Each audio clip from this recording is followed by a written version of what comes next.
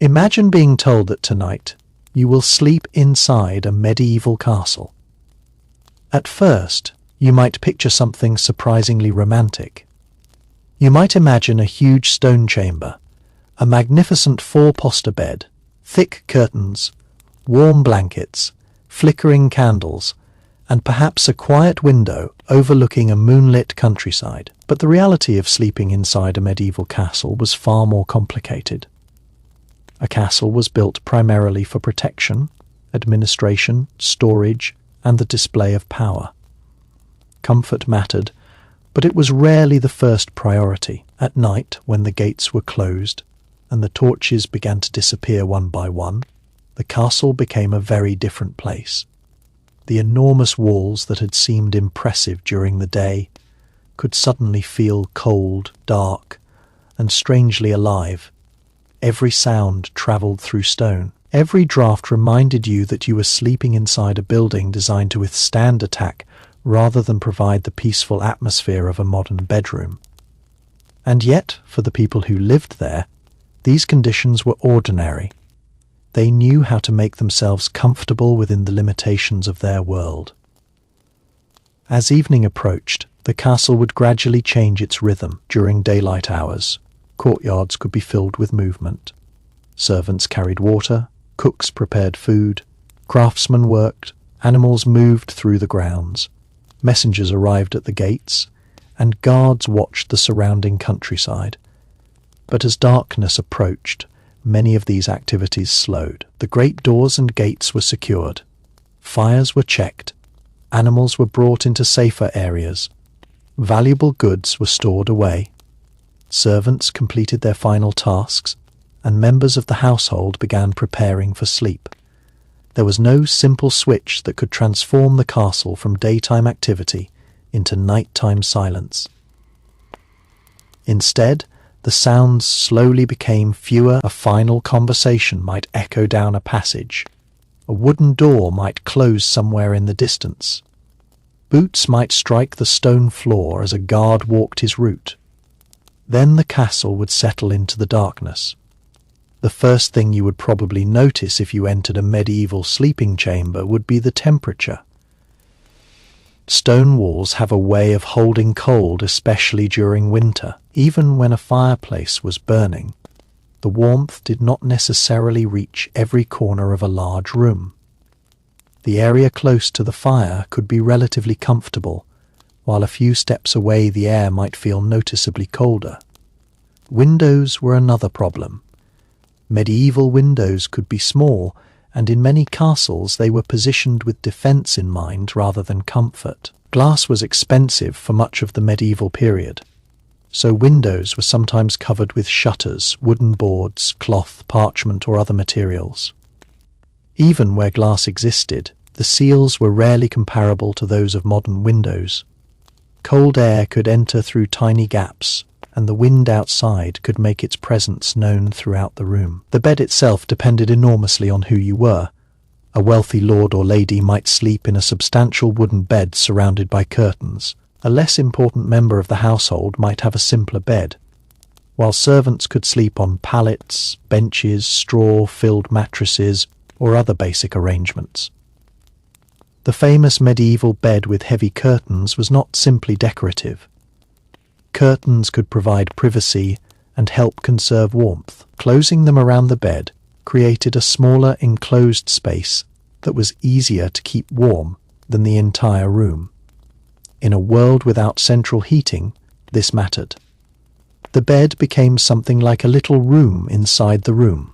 Mattresses were not usually the smooth, perfectly manufactured surfaces we associate with modern beds. They could be stuffed with materials such as straw, wool, feathers, or other available fillings, depending on wealth and location.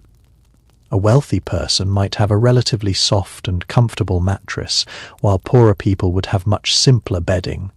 Straw mattresses could become compressed, uneven, and uncomfortable over time. They also required maintenance.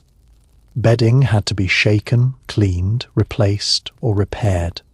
Dust and insects were unavoidable realities in an age before modern sanitation and pest control. Even the wealthiest people could not completely escape the problems of insects. Fleas, lice, bedbugs, and other pests existed in medieval homes and castles. They were not a sign that someone was necessarily dirty or careless. They were simply part of life in a world without modern insecticides, washing machines, sealed mattresses, or advanced hygiene systems. Bedding could be aired outside when the weather allowed. Herbs and aromatic plants might be used because people believed their scents helped repel pests or made sleeping areas more pleasant. But there was no guaranteed solution. You could be surrounded by expensive fabrics and still wake during the night because something was crawling across your skin. Privacy was another luxury. A modern bedroom is usually understood as a private space, but medieval castle life could be much more communal. Large households included family members, servants, guards, attendants, and other residents. Depending on the room and the status of the individual, several people could sleep in the same chamber. Servants might sleep nearby so they could respond quickly if their lord or lady needed something during the night. In some situations, household members could share sleeping spaces simply because there was no reason or practical need for everyone to have an individual bedroom. Imagine lying in bed and hearing another person breathing a few feet away. Someone might whisper a conversation, someone else might cough, a child might cry, a servant might quietly rise to tend to a fire. None of this would necessarily be unusual. The concept of personal space was very different from what many people expect today. The sounds of the castle at night would also be remarkably different from those of a modern home. There would be no refrigerators humming, no electrical systems clicking, no cars passing outside, and no distant aircraft. Instead, the sounds would be more organic and unpredictable. Wind could push against shutters, rain could strike roofs and narrow windows. A horse could move inside a stable. Dogs might bark in response to something outside the walls. Wooden beams could creak as the temperature changed. Somewhere in the castle, a door might slam. A guard could call out to another guard.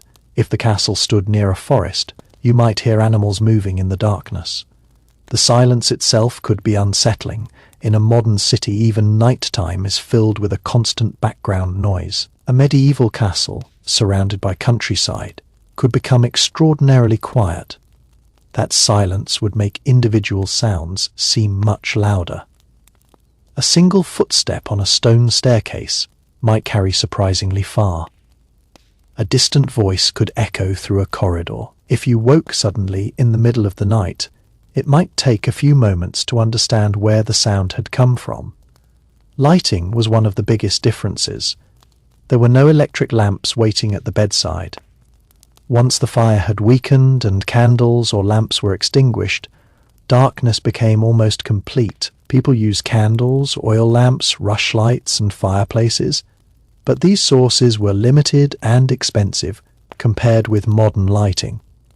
A candle could illuminate only a small area. Shadows dominated large rooms. Corners disappeared into darkness.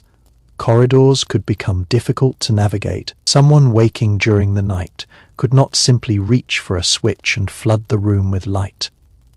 This affected how people moved around the castle after dark. A person who needed to use a privy, fetch water, check on a child, or respond to a noise might need a candle or another source of light. Carrying fire was itself a danger. Open flames were essential, but they could also cause devastating fires. A single accident could destroy wooden structures, furniture, stored materials, and sometimes entire sections of a building. This meant that candles and lamps had to be handled carefully, especially when people were tired. The fireplace was therefore both a comfort and a responsibility. It provided warmth and light, but it required attention. Someone had to maintain the fire, add fuel, and make sure it remained safe. A dying fire could mean a very cold night. A poorly managed fire could become dangerous. In some rooms, people might bank the fire so that it continued to provide heat without burning aggressively. In winter, The difference between sleeping near a warm hearth and sleeping in a distant corner could be enormous. The materials surrounding you would also shape the experience. Medieval castles were often built with thick stone walls, but that does not mean the interiors were always bare grey rooms. Wealthy castles could contain painted surfaces, tapestries, wooden panelling, rugs, carved furniture, decorated textiles, and other forms of interior decoration. Tapestries in particular could have practical benefits as well as decorative ones. Hung against walls, thick textiles could reduce drafts and make rooms feel less harsh. Rugs and woven coverings could provide insulation against cold floors. Wooden furniture could make a chamber feel warmer and more comfortable than its stone structure might suggest. Still, there was no escaping the stone. Floors could be cold. Staircases could be narrow and uneven. Corridors could feel damp. Some rooms might smell strongly of smoke, cooking, animals, food, leather, wax, and human bodies. Medieval castles were working environments, not sterile museums. People lived, worked, ate, slept, argued, celebrated, and sometimes became sick within the same enclosed world. Smell was an important part of nighttime life. There was another important difference between medieval sleep and modern sleep. The castle itself was never completely separated into daytime and nighttime spaces. Modern buildings are often designed so that bedrooms are quiet, private areas located away from kitchens, workplaces, mechanical systems, and public activity. A medieval castle could be much more interconnected. The walls were thick, the corridors were narrow, and sounds could travel in unexpected ways. A person lying beneath a blanket might hear distant activity without knowing exactly where it was coming from. A muffled voice could rise through a stairwell. A bucket could scrape against stone. A wooden chest could be dragged across a floor. A horse could make a sudden noise outside. Somewhere, a servant could be carrying supplies. These sounds created an atmosphere that was never completely still. For a modern visitor, this might make sleep difficult at first. But imagine hearing the same sounds every night for years. Eventually, your brain would learn which ones mattered and which ones did not. The human ability to filter familiar sounds is remarkably powerful. The medieval inhabitants of a castle would have developed their own nighttime soundscape. They would know the sound of the castle settling. They would know the sound of wind moving through the shutters. They would know the sound of a particular staircase. They would know when a horse was restless. They would know the footsteps of familiar servants. And they would know when something sounded wrong. That last distinction could be important. In a world without electronic security systems, human beings were the security system. A guard's ability to notice a strange sound could make a difference. A household member's ability to recognize smoke could prevent a fire from becoming catastrophic. A servant who noticed that a door had not been secured could alert someone before a problem developed. Sleeping inside the castle therefore required a certain degree of trust. You trusted the walls. You trusted the guards. You trusted the household. You trusted the person who had checked the fire. You trusted that the gate was secure. You trusted that the people awake while you slept were doing their jobs. That trust was part of medieval life. The castle was also a place where social relationships continued after dark. Servants did not simply disappear when the noble went to bed. Some remained close enough to respond to requests. Personal attendants could sleep in nearby rooms or chambers. In large households, the hierarchy of the day continued through the night. If a noble wanted something, someone might be expected to provide it. If a child cried, someone might respond. If a fire became too weak, someone could add fuel. If an important visitor arrived, servants could be awakened. There was always someone whose responsibility was to keep the household functioning. For ordinary servants, this could make sleep fragmented. They might not have the same uninterrupted rest expected in modern life. Their sleeping arrangements depended on their role, the size of the household, and the demands placed upon them. Some might sleep in shared rooms. Others might sleep close to their workplaces. Some might have mattresses made from straw or other inexpensive materials.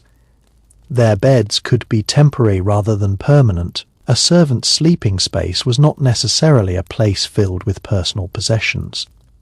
It was part of the larger household system. This also meant that people could wake one another. If several people shared a chamber, one person's movement could disturb others. Someone might cough, turn over, get up, whisper, or leave the room. Babies could wake their mothers. Children could move around. People could come and go. The modern expectation that everyone should have a silent private bedroom would have been unfamiliar to many medieval people.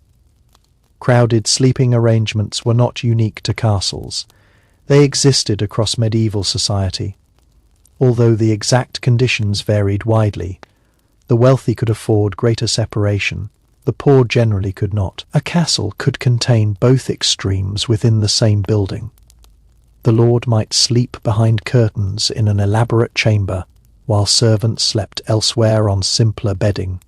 The physical distance between them might be only a few rooms, but their sleeping experiences could be worlds apart. This difference is especially important because the word castle can create the impression that everyone inside was wealthy. They were not. A castle was a workplace for many people. There were cooks, cleaners, messengers, stable workers, craftsmen, guards, attendants, clerks, labourers, and many others. Some might have lived there permanently, others might have come and gone according to their duties. The castle's population could change depending on the season, political circumstances, military activity, and the presence of visitors. When a powerful noble arrived with a large household, sleeping arrangements could become crowded very quickly. Imagine a major lord arriving with dozens of attendants. Suddenly, rooms that normally feel spacious are filled. Extra bedding is brought out. People sleep in corridors, halls, service areas, or other available spaces. More food is required, more water is needed, more firewood is consumed, more guards are necessary.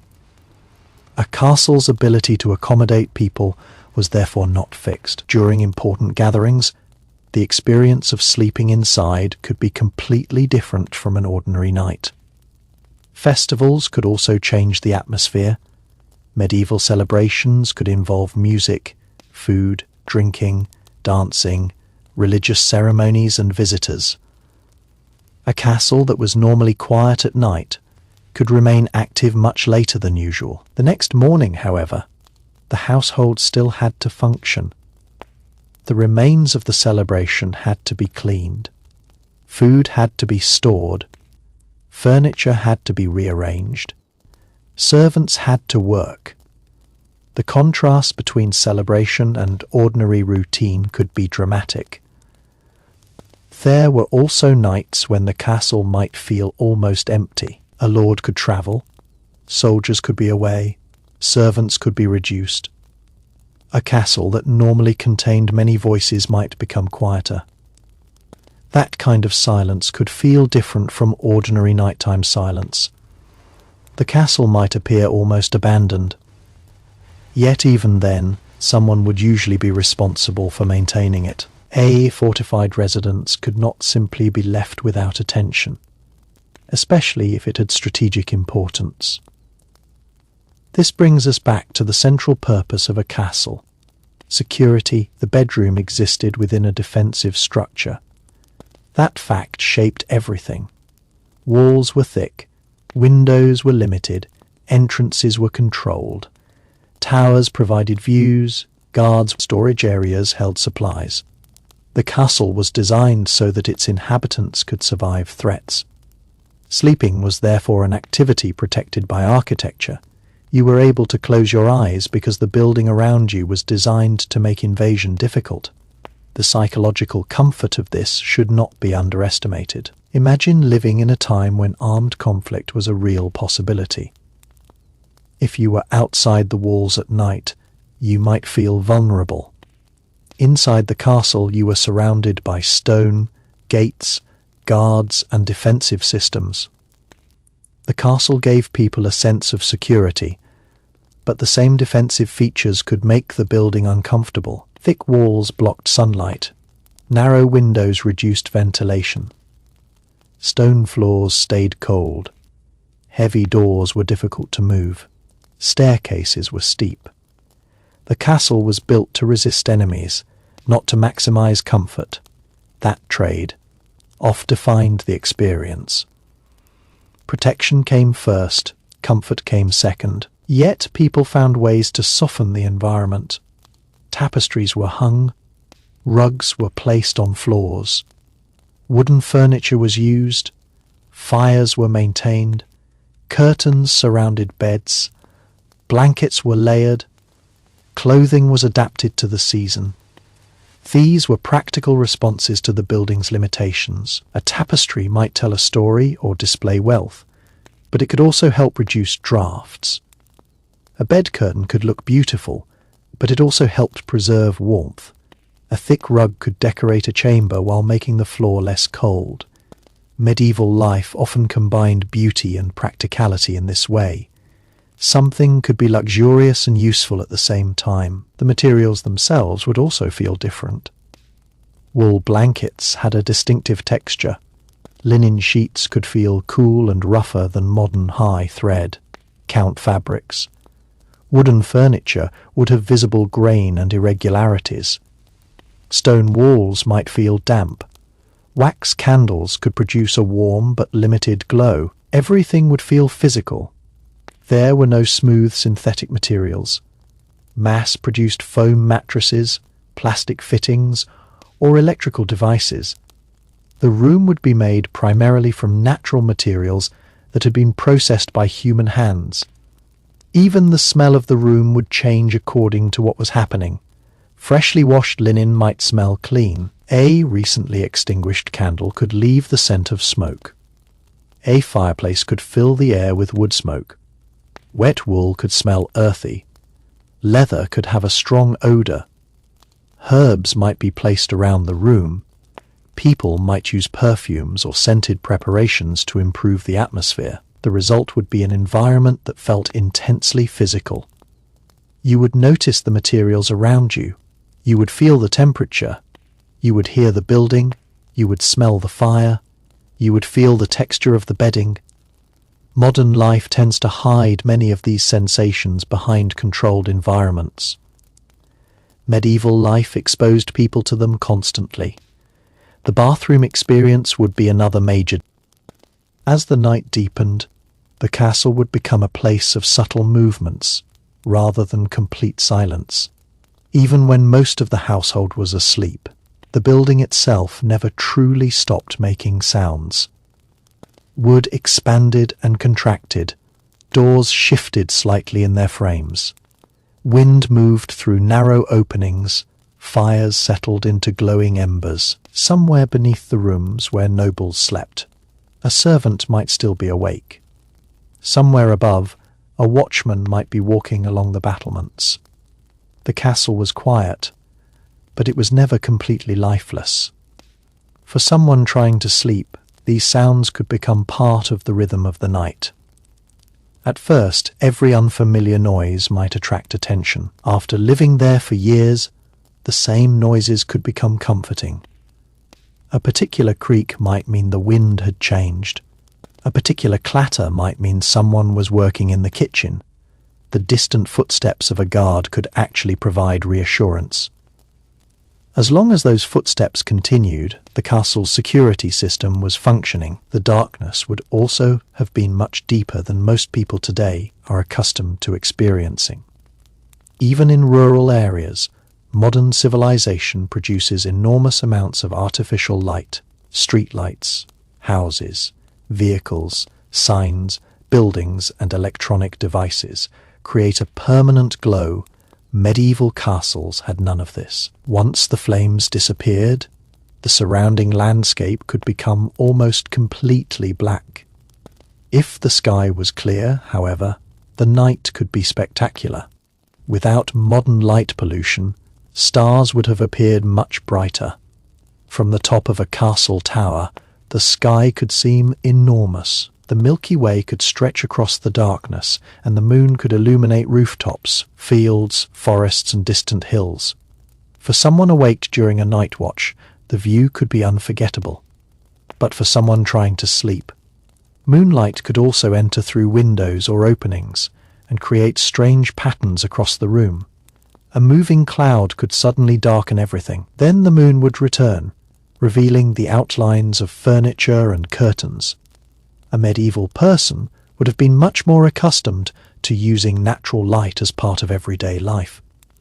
The rising and setting of the sun determined work schedules, travel, agricultural activity, and many household routines. Darkness was not something to be defeated with technology. It was simply part of the environment. This changed the psychology of nighttime. Today we often treat darkness as an inconvenience. We illuminate rooms, hallways, streets, and buildings so that darkness rarely controls our movement. Medieval people had to accept it. They planned around it. A journey that might be easy during daylight could become dangerous after sunset. A task that required precision might be postponed until morning. A person who needed to move through the castle would carry a light if one was available. The darkness itself imposed limits. That meant the bedroom became especially important. Once you were inside a warm sleeping area, there was little reason to leave unless necessary. The bed was not just furniture. It was a protected space within the larger building. For wealthy residents, the bed could be one of the most private places they possessed. Heavy curtains could close around it. Thick blankets could protect against cold. A servant could remain nearby. The room could be secured. The bed might contain more expensive fabrics than almost anything else in the chamber. There was also a social meaning attached to the bed. Important people could receive visitors while sitting or reclining in their chambers. Births, illnesses, political discussions, and private meetings could all take place around the bed. A medieval bedroom was not always exclusively a sleeping room in the modern sense. The distinction between bedroom and living room was often less rigid than it is today. A wealthy person might spend considerable time in their chamber during the day. Meals could sometimes be served there. Visitors might come to see them. Servants could bring clothing, food, messages, or other necessities. The chamber was a place of activity, not simply a room that remained empty until bedtime. This made nighttime feel like a genuine transition. The same room that had been filled with conversation during the day could become quiet and private after dark. Imagine watching the last servant leave. The door closes. The room becomes still. The fire continues to burn. You hear the wind. You pull the blankets closer. And for the first time all day, there is nothing you need to do. That feeling may have been one of the greatest comforts of medieval sleep. The day had been physically demanding for almost everyone. Even wealthy people lived in a society where many tasks required physical movement. Servants carried heavy objects. Workers travelled on foot. Farmers worked outdoors. Soldiers trained. Horses needed care. Officials travelled between estates. Noble households moved from one location to another. Exhaustion was common. A person who had spent 12 hours working with their hands did not need a perfect mattress to fall asleep. Their body was tired. This is important because modern people sometimes imagine medieval sleeping conditions solely through the lens of comfort. Yet sleep is influenced by many factors: physical exhaustion, routine, darkness, temperature, noise, stress, and social environment all matter. A medieval person could sleep surprisingly well under conditions that would feel uncomfortable to us. At the same time, some nights were undoubtedly miserable. Illness could make sleep difficult. Pain could keep someone awake. Children could cry. Storms could disrupt rest. Insects could be irritating. A crowded room could be noisy. A cold chamber could make sleep difficult. Worry about war, disease, family, money, or politics could keep the mind active. There was no guarantee of peaceful sleep simply because someone lived inside a castle. In fact, wealth sometimes brought its own problems. A powerful noble might have responsibilities that followed them into the night. Important decisions could not always wait until morning. Messengers could arrive unexpectedly. Political alliances could change. A family member could become ill. A servant could report a problem. A visitor might demand attention. The castle could therefore be both a home and a workplace. The people sleeping there were rarely completely separated from their responsibilities. This was particularly true for rulers. A king or powerful lord might possess the most luxurious sleeping arrangements in the castle, but that did not mean he could simply forget the outside world. His position required constant awareness. Decisions about land, military campaigns, taxes, marriages, succession, and diplomacy could affect entire regions. The bedroom could become a place where serious matters were discussed. Imagine a candle burning late into the night while two officials quietly speak beside a bed. Maps might be unfolded, letters might be read, a messenger might wait outside. The rest of the castle could be sleeping while a small group continued working. Then, finally, the candle would be extinguished. The chamber would become dark, and even the most powerful person in the castle would become simply another sleeping human being. The relationship between sleep and security also explains why important bedrooms were often located strategically within castles. Exact arrangements varied greatly, but a high-status chamber might be placed in a part of the building that offered greater protection, better access to important spaces, or greater separation from ordinary activity. A castle was carefully organized. The great hall, kitchen, chapel, storage areas, workshops, stables, chambers, towers, gates, and defensive structures all had relationships to one another. Moving from one part to another was not random. The design reflected practical needs as well as social hierarchy. Your sleeping location therefore told people something about who you were. If you slept near the Lord's chamber, you might be an important attendant. If you slept near the kitchens, you might work with food. If you slept near the stables, you might care for horses. If you slept in a guard tower, you had a very different role. A castle's nighttime population could be understood almost like a map of medieval society. At the center were the most important people. Around them were attendants and servants. Further outward were workers and guards. Beyond the walls was the larger community that supplied the castle. Every person had a place. Every place had a purpose. And every purpose continued to matter after sunset. The kitchen is a good example.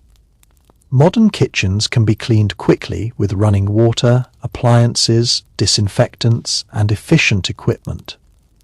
Medieval kitchens required much more manual labor. Fires had to be maintained. Food had to be prepared with basic tools. Water had to be carried. Surfaces had to be cleaned manually. Cooking vessels had to be washed. Even after the evening meal, work could continue. The smell of roasted meat, bread, vegetables, herbs, smoke, and grease could remain in the air. Ashes had to be managed. Utensils needed cleaning. Food for the following day might need preparation. While the noble household slept, the kitchen staff could still be working. The same was true of the stables. Horses were valuable, sometimes extraordinarily valuable. They could represent wealth, military strength, transportation, and social status. They could not simply be ignored overnight. Stable workers might check animals, provide feed and water, clean areas, and respond to problems. A restless horse could make noise that travelled through the castle complex. For the people sleeping nearby, this could become part of the familiar nighttime soundscape. But there was another side to nighttime inside a castle that is easy to overlook: the uncertainty of what might happen before morning.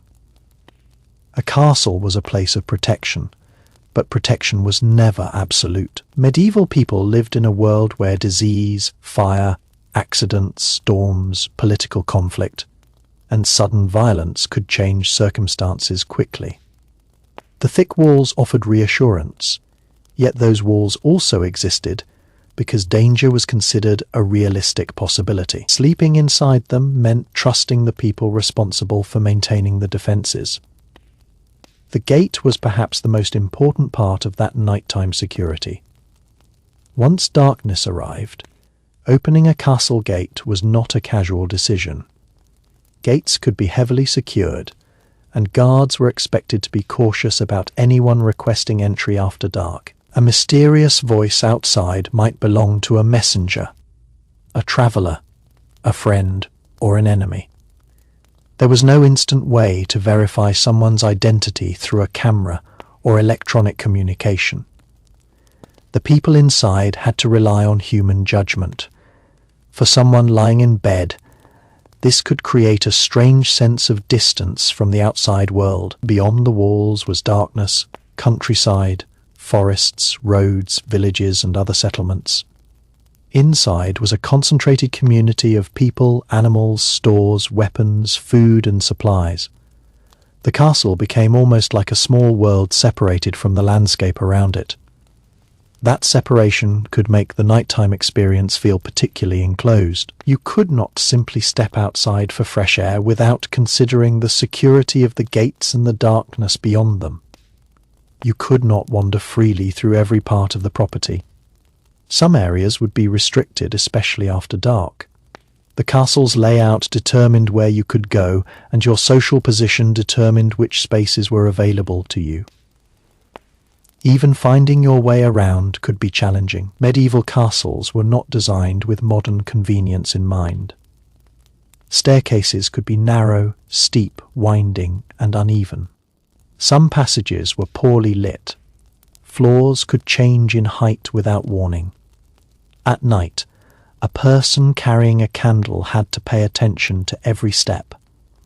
A moment of carelessness could result in a painful fall. This was one reason people did not necessarily wander around unnecessarily after going to bed.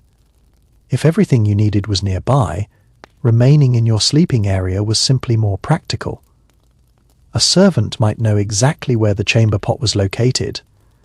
A noble might have an attendant close by. A guard would already know his assigned route. Every person had a nighttime routine shaped by the physical structure of the castle. The architecture itself could affect sleep. Some castles contained enormous halls where many activities took place during the day. The Great Hall might be the social heart of the household, filled with meals, conversation, ceremonies, and important visitors. But when night arrived, the hall could become quieter and darker. Depending on the castle and period, some people might sleep in or near large communal spaces, while others had more private chambers. The transition from a busy great hall to a quiet sleeping area could be dramatic. During dinner, the room might be filled with voices, clattering dishes, music, laughter, and the movement of servants. Hours later, the same space could be almost empty. The tables might have been cleared, the fire could be reduced. Only a few embers might remain glowing. The walls that had reflected hundreds of voices during the day would suddenly seem enormous. If you were unfamiliar with the castle, this transformation could be unsettling. During the day, you could understand the building by seeing people move through it. At night, darkness removed that familiarity. Rooms became shapes, Corridors became shadows. A staircase you had crossed easily during the afternoon could look completely different under the weak light of a candle. For medieval residents, however, the castle was a familiar environment. They knew its sounds and its pathways. They knew which boards creaked, which doors stuck, which staircases were slippery, and which parts of the building were coldest. Familiarity provided a kind of nighttime map that did not depend entirely on light. People also learned to interpret sounds. A particular noise might indicate a horse moving. Another might be a servant closing a door. A different rhythm of footsteps might indicate a guard.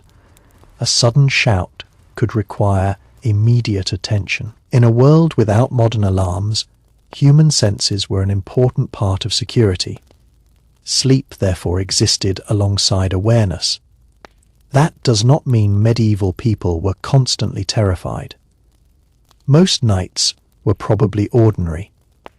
Human beings are remarkably good at normalizing their surroundings. A person who grows up hearing wind through a wooden shutter does not necessarily wake every time the wind blows.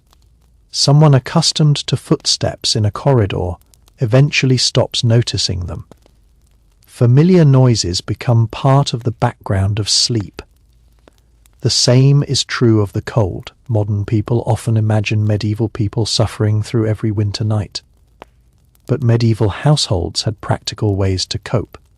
Clothing, blankets, fires, bed curtains, rugs, wall hangings, and room selection could all help.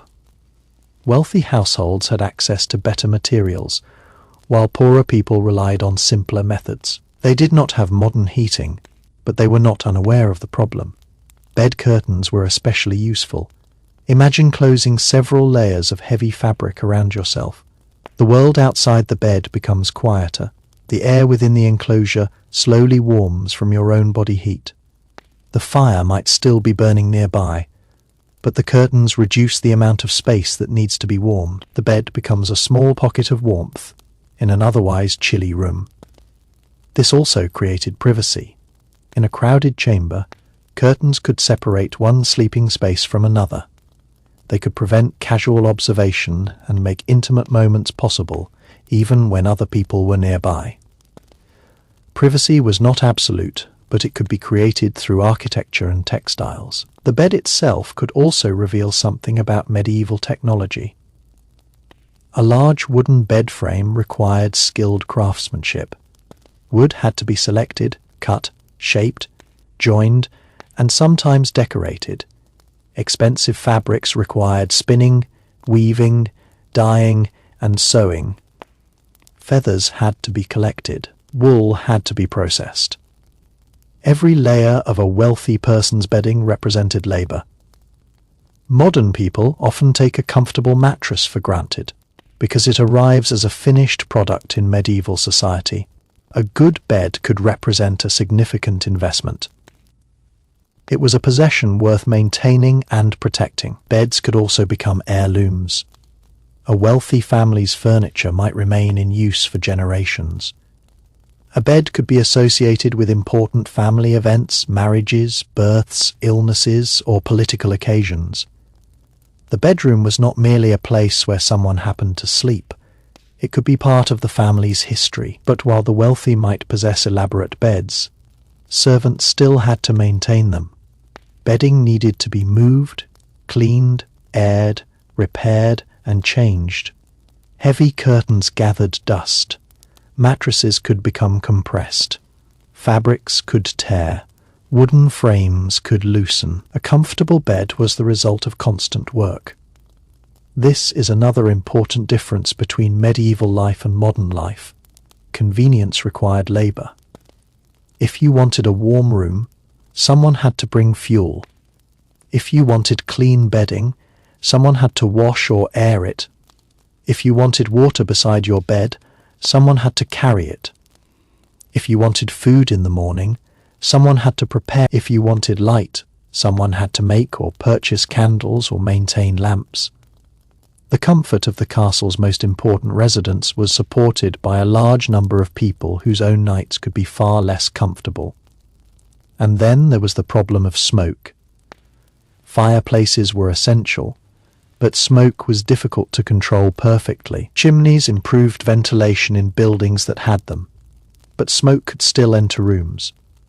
The quality of the air depended on the design of the fireplace and chimney, the weather, the fuel, and the condition of the structure. On a cold night, you might be grateful for the fire despite the smoke. On a damp night, you might wish it burned more strongly. On a windy night, the behavior of the fire and chimney could change. The fireplace was never simply a decorative feature. It was part of the survival system of the household. Fuel was equally important. Wood did not magically appear beside the hearth. It had to be gathered, cut, transported, stored, and distributed. Large households required considerable amounts of fuel, particularly during winter. A castle therefore needed access to resources beyond its walls. Forests, estates, farms, and supply networks were all connected to the comfort of the people sleeping inside. The same applied to food. The peaceful appearance of a sleeping household depended on enormous amounts of preparation. Bread had to be baked. Meat had to be preserved. Grain had to be stored. Vegetables and other foods had to be acquired. Beer or other beverages might be prepared and stored. Animals had to be cared for. Kitchens could be busy long after some residents had gone to bed. The smell of food might linger through the castle at night. Smoke from the kitchen could mix with the scent of wood, wax, wool, leather, and stone. To a modern visitor, the combination might seem strange. To medieval residents, it was simply the smell of home. Animals were another unavoidable part of castle life.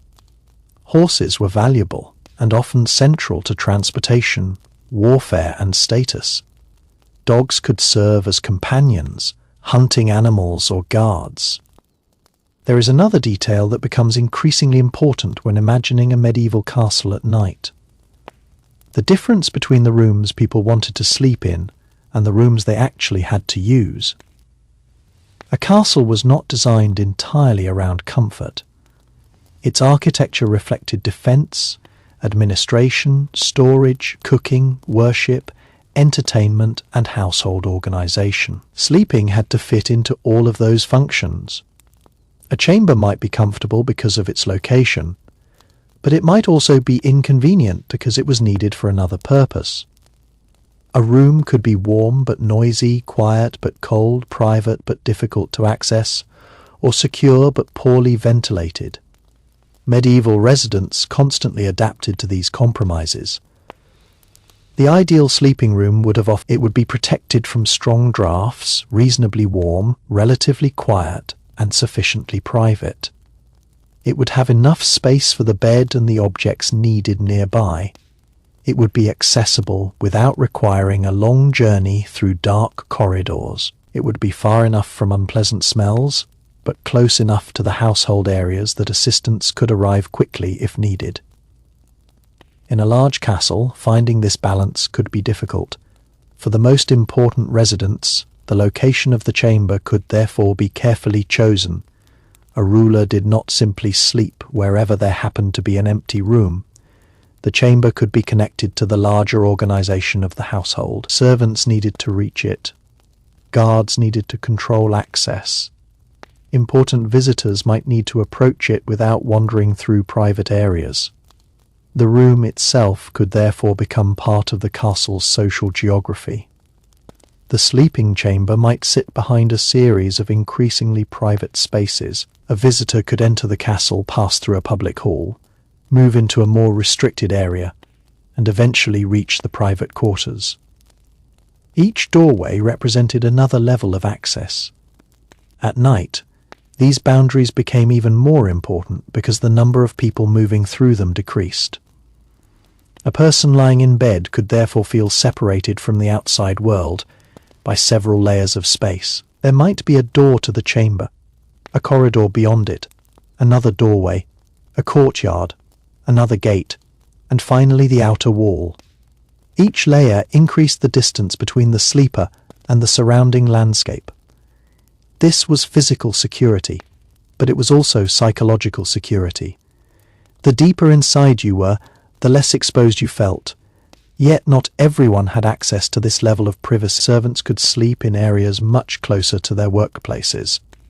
A person responsible for cooking might sleep near the kitchen. Someone caring for horses might sleep near the stable. Someone serving an important household member might sleep close enough to respond quickly. Their sleeping arrangements were shaped by their work. This meant that the question, "Where did people sleep?" could often be answered by asking another question, "What did they do?" Occupation influenced location, status influenced location, family relationships influenced location, age influenced location. The architecture reflected the social organization of the castle. A medieval castle was therefore almost like a vertical and horizontal map of human relationships. The closer you were to the center of authority, the more likely your sleeping arrangements reflected your importance. The farther you moved towards service areas, storage spaces, kitchens, stables, and defensive positions, the more practical the sleeping environment became. Yet, the people in those different areas shared the same night. The person sleeping in an elaborate chamber and the person sleeping near a work area were both affected by the same storm. They both heard the same distant bell. They both knew when the castle was becoming quiet. They both waited for morning. The differences were real, but so was the shared environment. One of the most important things about the castle at night was the changing temperature of its different spaces. Stone has a remarkable ability to hold and release heat slowly. A thick stone wall might feel cold to the touch even after a warm day. A room exposed to the outside could remain chilly long after the fire had been lit. Another room surrounded by interior spaces might retain warmth more effectively. People learned these differences. They knew which rooms became cold first. They knew where the strongest drafts appeared. They knew which fireplaces produced the most warmth. They knew where to stand when they wanted to warm their hands. They knew where to place a bed if they had the freedom to choose. The castle itself taught its inhabitants how to live with temperature. During winter, the importance of fire could not be overstated. Fire was heat, light, cooking, and psychological comfort all at once. A fire burning in a large room could make the area around it pleasant, while leaving distant corners cold. This meant that people naturally gathered near the hearth. The evening could therefore revolve around the fire. People sat nearby. They talked, they worked. They ate, they repaired clothing, they prepared tools. They told stories. Children could remain close to adults. Animals might seek the warmth. Then, when it was time to sleep, people carried that warmth with them through clothing and blankets. The fire could not heat every part of the castle equally. The bed, therefore, became the next line of defense against cold. This is why blankets mattered so much. A blanket is a simple object, but in a medieval environment it could make the difference between tolerable and miserable sleep. Wool was especially useful because it could provide warmth even when conditions were damp. Other textiles served different purposes. The quality of the material depended on the person's resources. A wealthy household could have several layers of bedding. A poorer person might have much less. The number of blankets itself could become a marker of comfort. Imagine a winter night in a poorly heated chamber. The person lies down and feels the cold mattress beneath them. They pull the blanket over their shoulders. Their feet are still cold. They curl their body slightly to conserve heat. Gradually, warmth builds around them. Eventually, the cold becomes less noticeable. The person relaxes. This simple act of curling beneath bedding is probably as old as human sleeping itself. The body instinctively reduces exposed surface area when cold medieval people did the same thing. The bed could also be shared for warmth. Family members or other household members might sleep in close proximity depending on the circumstances and social arrangement. Sharing sleeping spaces was common in many pre-modern societies. Although the exact arrangements varied greatly, a shared room meant shared warmth. It also meant shared noise. One person's cough could wake another. One person's movement could disturb someone nearby. A child could wake an entire sleeping group. But people were accustomed to living close together. Privacy was not the same expectation it is today. The modern idea of a bedroom belonging exclusively to one person or one couple developed differently across time and place. In a medieval castle, privacy existed, but it was strongly shaped by rank and household structure. A noble's chamber could offer considerable privacy. A servant's sleeping space might not. The difference could be dramatic. This is another reason why the phrase "sleeping inside a castle" can be misleading. The same building could contain radically different experiences. For one person, the night meant curtains, privacy, a large bed, warm blankets and attendants.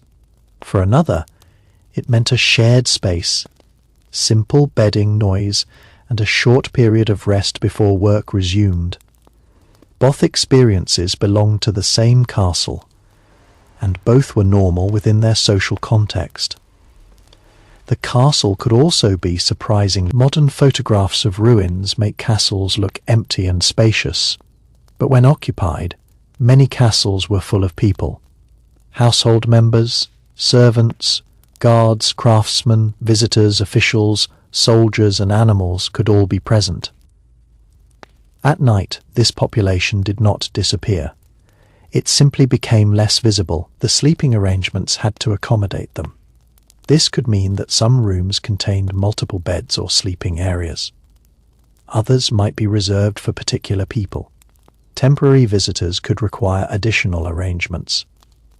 A castle hosting an important guest could suddenly become much busier. The guest needed somewhere to sleep. Attendants needed to sleep nearby. Guards needed to monitor access. Food and water had to be provided. The household had to adjust. A single visitor could therefore change the nighttime organization of an entire section of the castle. Imagine arriving at a medieval castle after sunset as an important traveler. You are exhausted from the road. The gates close behind you. You are brought inside. Someone takes your belongings. Someone provides food. Someone leads you through the building to your assigned chamber. The journey itself becomes part of the sleeping experience. You have moved from the danger and uncertainty of the road into the controlled environment of the castle. Perhaps the room has a fire, perhaps it does not. Perhaps the bed is luxurious, perhaps it is simple, but the roof is overhead. The doors can be secured. You are no longer travelling. For a medieval traveller, this could be an enormous relief. The psychological transition from outside to inside was powerful. Outside, you depended on roads, weather, animals, companions, and chance. Inside, you depended on walls, guards, servants, and established routines. The castle represented stability. This stability was especially important after dark. Perhaps the most revealing way to understand medieval sleep is to imagine one particular night from beginning to end, not as a dramatic historical event, but as an ordinary night when nothing extraordinary happens. The sun has already disappeared beyond the surrounding hills. The last light of evening rests briefly on the upper walls before fading. Below, the courtyard is still active, but the pace has slowed. A servant carries a bucket across the stones. A stable worker checks the horses. A guard passes through the gatehouse. Somewhere inside, someone is finishing the last preparations for the evening meal. The castle is entering its nighttime rhythm. There is still light in the great hall. The fireplace burns brightly enough to illuminate faces around it. People are eating, talking, and finishing the day's conversations. Plates and bowls move between tables. Servants pass through the room carrying food and drink. A dog may lie near the warmth of the hearth, waiting for scraps. The walls absorb the noise and send faint echoes into nearby corridors. But gradually, the room begins to empty. One person leaves. Then another. A servant clears a table. Someone carries away dishes. The fire is reduced slightly. The loud conversations become quieter. The great hall is no longer the centre of the castle. People begin moving toward their sleeping areas. For the wealthier members of the household, attendants may already be preparing the chambers. Bedding is arranged, curtains are checked, water is brought, a fire is maintained, clothing for the following day may be prepared. The evening routine is not hurried. There is no need to rush into sleep simply because the sun has gone down. Artificial light exists, but it is limited and valuable. People can remain awake for some time after sunset, particularly if their social position and resources allow it. Yet the darkness is gradually taking control of the building. The courtyard becomes difficult to see.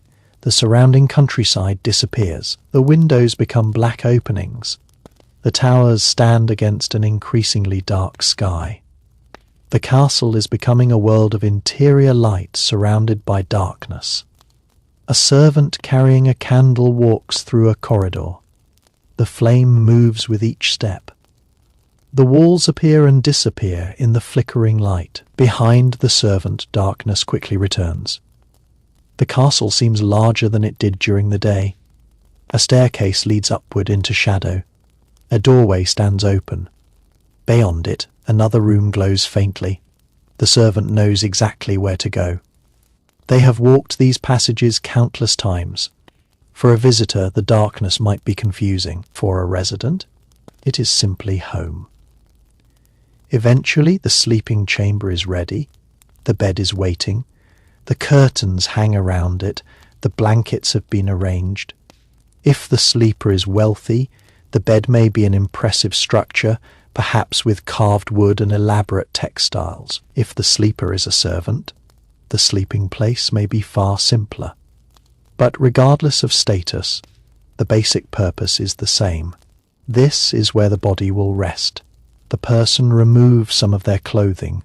The process of changing for sleep may itself take time, particularly for someone wearing several layers. Clothing is valuable and cannot simply be discarded carelessly. Garments may be folded, placed in a chest, hung, or given to an attendant. The person prepares for the night. Perhaps they wash. Perhaps they say a prayer. Perhaps they speak with someone nearby. Perhaps they check the fire. Perhaps they simply climb into bed. The curtains are drawn.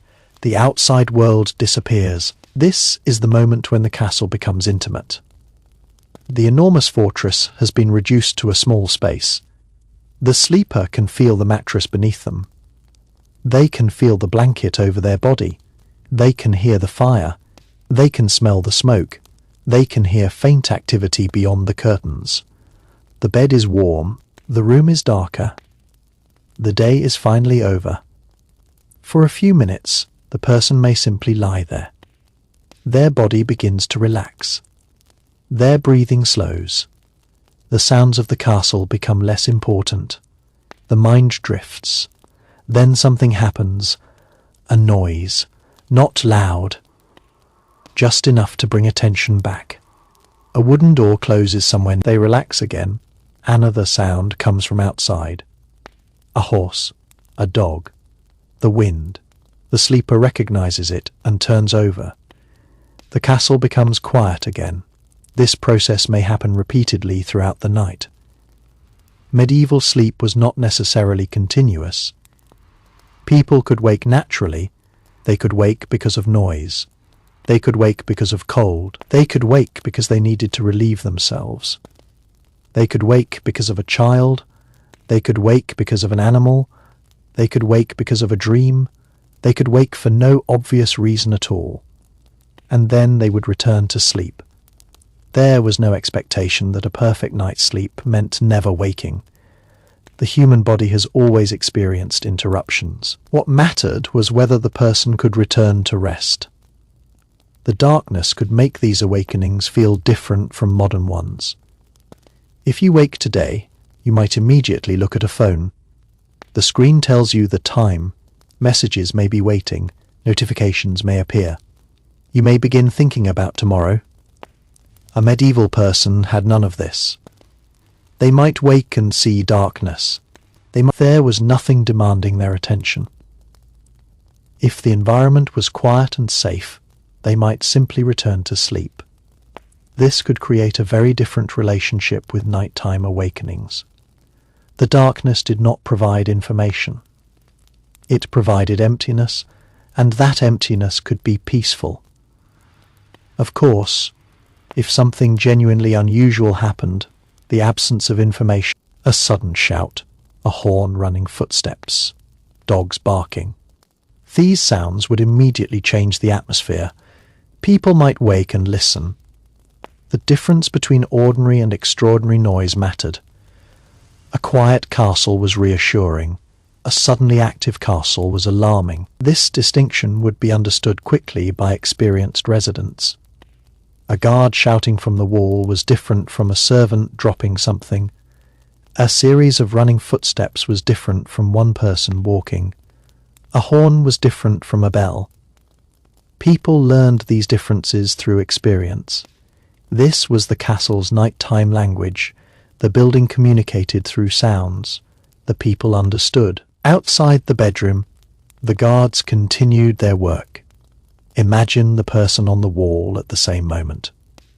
While the sleeper lies beneath blankets, the guard stands under the night sky. He feels the wind. He looks across the landscape. He checks the walls. He listens. The stars are visible above him. The castle's towers rise around him. His world is larger than the sleeper's. The sleeper sees only the chamber. The guard sees the countryside. Both are experiencing the same night from completely different positions. The guard's greatest enemy is fatigue. The night can feel very long when nothing happens. He may shift his weight, he may walk, he may speak with another guard. He may look toward distant lights. The cold can make the body tense. The darkness can make the eyes work harder. The responsibility of remaining alert never disappears. Eventually, another guard arrives. The first guard can finally leave. He walks down from the wall. The stone staircase is dark. He carries a small light or moves through familiar passages. He lies down. Now the roles reverse. The person who was awake becomes the sleeper. Someone else takes his place. The castle continues to function. This rotation of sleep and wakefulness is one of the hidden structures of medieval nighttime. Without it, the castle could not remain secure. A similar pattern occurs with servants. Someone may finish in the kitchen and go to sleep. Another person takes responsibility for an early morning task. Someone else checks the fire. Another person prepares water. The household divides the night. This is particularly important because the wealthy household expects service even while its members sleep.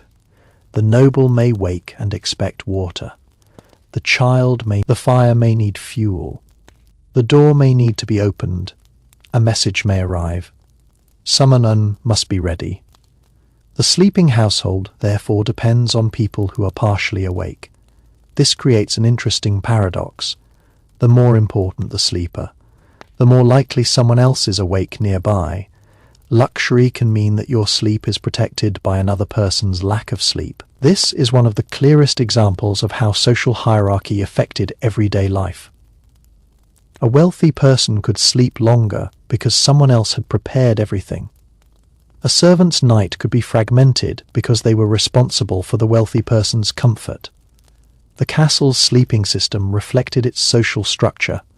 The physical layout could reinforce it. Important chambers might be closer to central spaces. Servants could occupy nearby rooms. Work areas could be positioned strategically. The building was organized around relationships. Even sleeping locations could reveal rank. Yet there were moments when social distinctions became less visible. During a dangerous storm, everyone cared about the roof.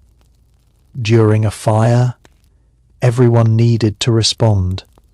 During an illness, everyone might worry. During extreme cold, everyone wanted warmth. The castle could reinforce hierarchy, but the physical environment reminded everyone that they were human.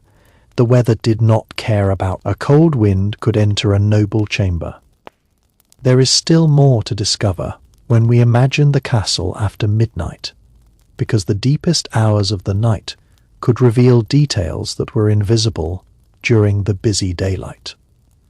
During the day, the castle belonged to movement. People crossed courtyards, carried supplies, opened doors, prepared meals, received visitors, practiced skills, cared for animals, and performed countless tasks. At night, movement became selective. Every sound seemed more noticeable because there were fewer of them. A person lying awake might hear a single footstep and immediately know that someone was moving nearby. The sound would strike the stone, echo slightly, and then fade. Another step would follow, then another. Eventually, the footsteps would disappear around a corner. The sleeper might never know who had passed. Perhaps it was a servant. Perhaps it was a guard. Perhaps someone had awakened and needed water. Perhaps a messenger had arrived. The castle contained hundreds of possible explanations for a simple sound. This uncertainty was part of nighttime life. Yet familiarity could turn uncertainty into comfort. If the same footsteps occurred every night at approximately the same point in the watch, residents could learn to recognize them. The castle developed patterns, and people learned those patterns. A person could know that shortly after a particular bell, the guards changed. They could know that a certain servant usually crossed the corridor before dawn.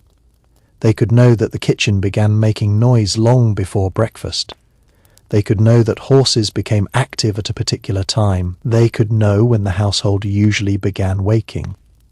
These patterns gave structure to the darkness. The castle had its own nighttime clock. It was made of sounds, routines, bells, fires, and human movement. This was especially useful for people who had no personal clock. They could estimate time through the environment. The fire itself could provide clues. As it burned, someone experienced with the hearth could judge how long it had been burning.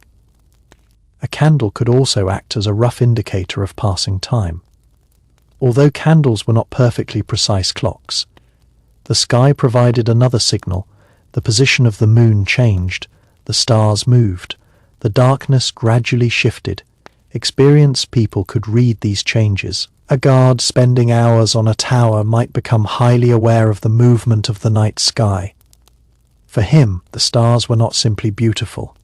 They were companions during a long shift. He might look toward the horizon and wonder how much longer remained. He might recognize familiar constellations. He might notice clouds approaching. He might feel the temperature changing. The night watch was an experience. For the sleeping person, however, those same hours could disappear almost completely. That contrast is fascinating. One person experiences every minute. Another sleeps through most of it. The castle contains both experiences simultaneously. The guard watches the night. The sleeper escapes it. This division between waking and sleeping was necessary for the castle to function. The guards needed to remain alert, but even guards needed rest eventually. Their shifts had to change. The person who had watched the first part of the night could eventually return to a sleeping space while someone else took over. The same principle could apply to servants with nighttime duties. One person could remain awake while another rested. This meant that the castle's nighttime population was constantly changing. People entered sleep. People left sleep. People entered work. People left work. The castle never had a single moment when everyone was doing the same thing. This would be particularly important during winter when nights were long. A guard could spend many hours in darkness. A household could organize tasks around the longer night.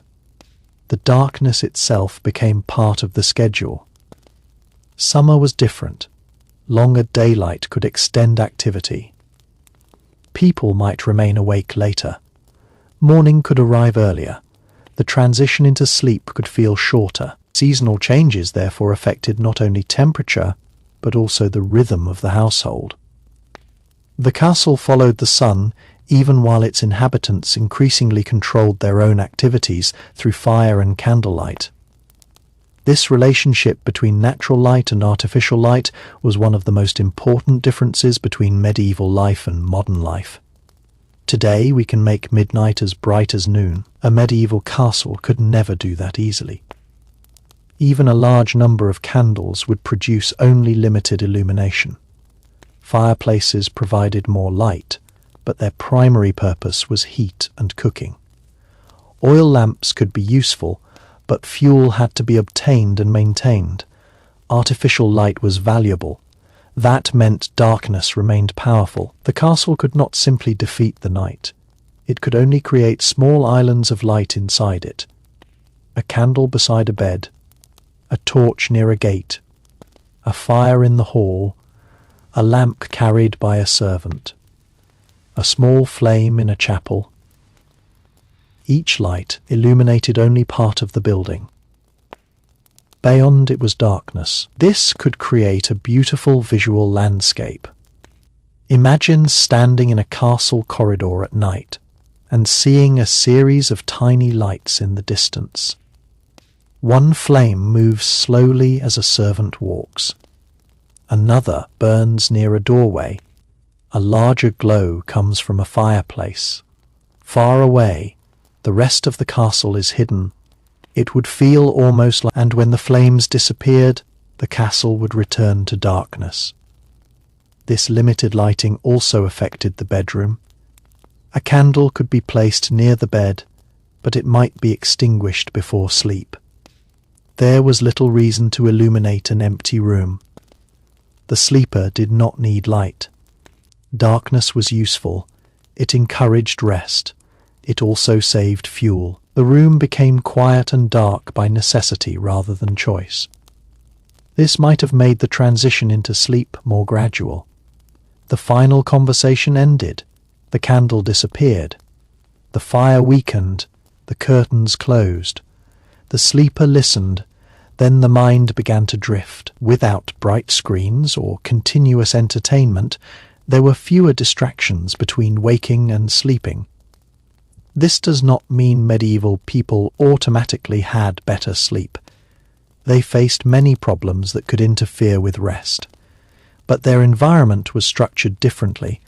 The body had to respond to natural darkness. The mind had to tolerate periods of inactivity. Nighttime was not expected to be continuously stimulating. For some people, that may have made the transition into sleep easier. For others, darkness and discomfort could make it harder again. There was no universal experience. Another overlooked issue was clothing storage. A person could not simply throw clothes into a modern wardrobe and close the door. Clothing was valuable and required care.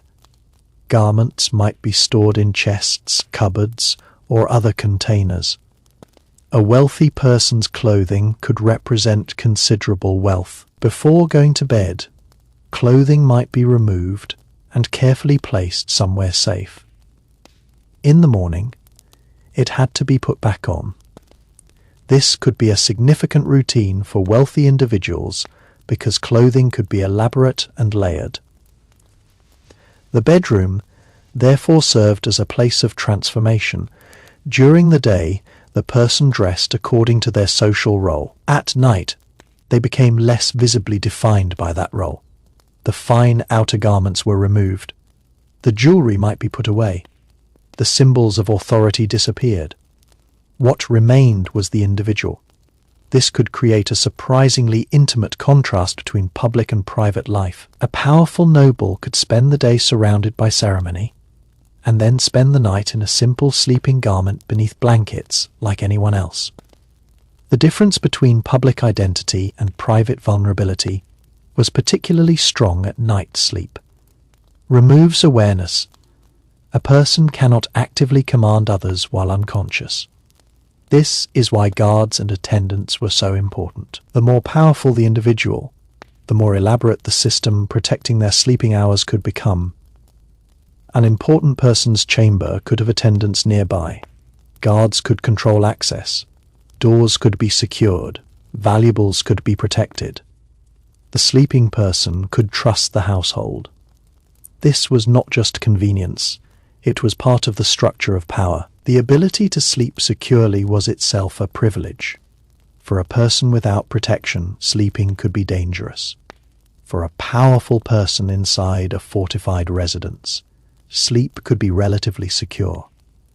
The castle therefore transformed security into comfort. This is one of the most important things the walls provided. They did not merely stop attackers. They allowed people to lower their guard. When you are outside in a dangerous environment, your senses remain active. Inside a secure building, you can relax. The stronger the walls and the more reliable the guards, the easier it becomes to sleep. This principle is still familiar today. We lock doors, we close windows, we use alarms. We trust the structure of the medieval castle simply represented a much larger version of this idea. The entire community participated in creating a secure sleeping environment. There was also a psychological relationship between height and safety. Many castles were built on elevated positions. Sleeping higher above the surrounding landscape could make people feel more protected. Towers provided views during the day and defensive advantages at night. But higher rooms could also be colder. Wind became stronger with elevation. This created another compromise. The deeper you go into the nighttime life of a medieval castle, the more you begin to realize that sleep was connected to almost every part of medieval existence. It was connected to social class, architecture, weather, religion, work, security, family life, and even the availability of fuel. Going to bed was never simply a matter of entering a room and closing a door. It was the final stage of an enormous chain of activities that had been taking place throughout the day. By the time an important resident finally reached their bed, dozens of people might already have contributed to the preparation of the night. Someone had cleaned the chamber, someone had arranged the bedding, someone had brought water, someone had checked the fireplace, someone had secured the doors, someone had prepared food for the morning, someone was watching the animals, someone was guarding the walls. The sleeper might never see most of these people, yet their comfort depended on them.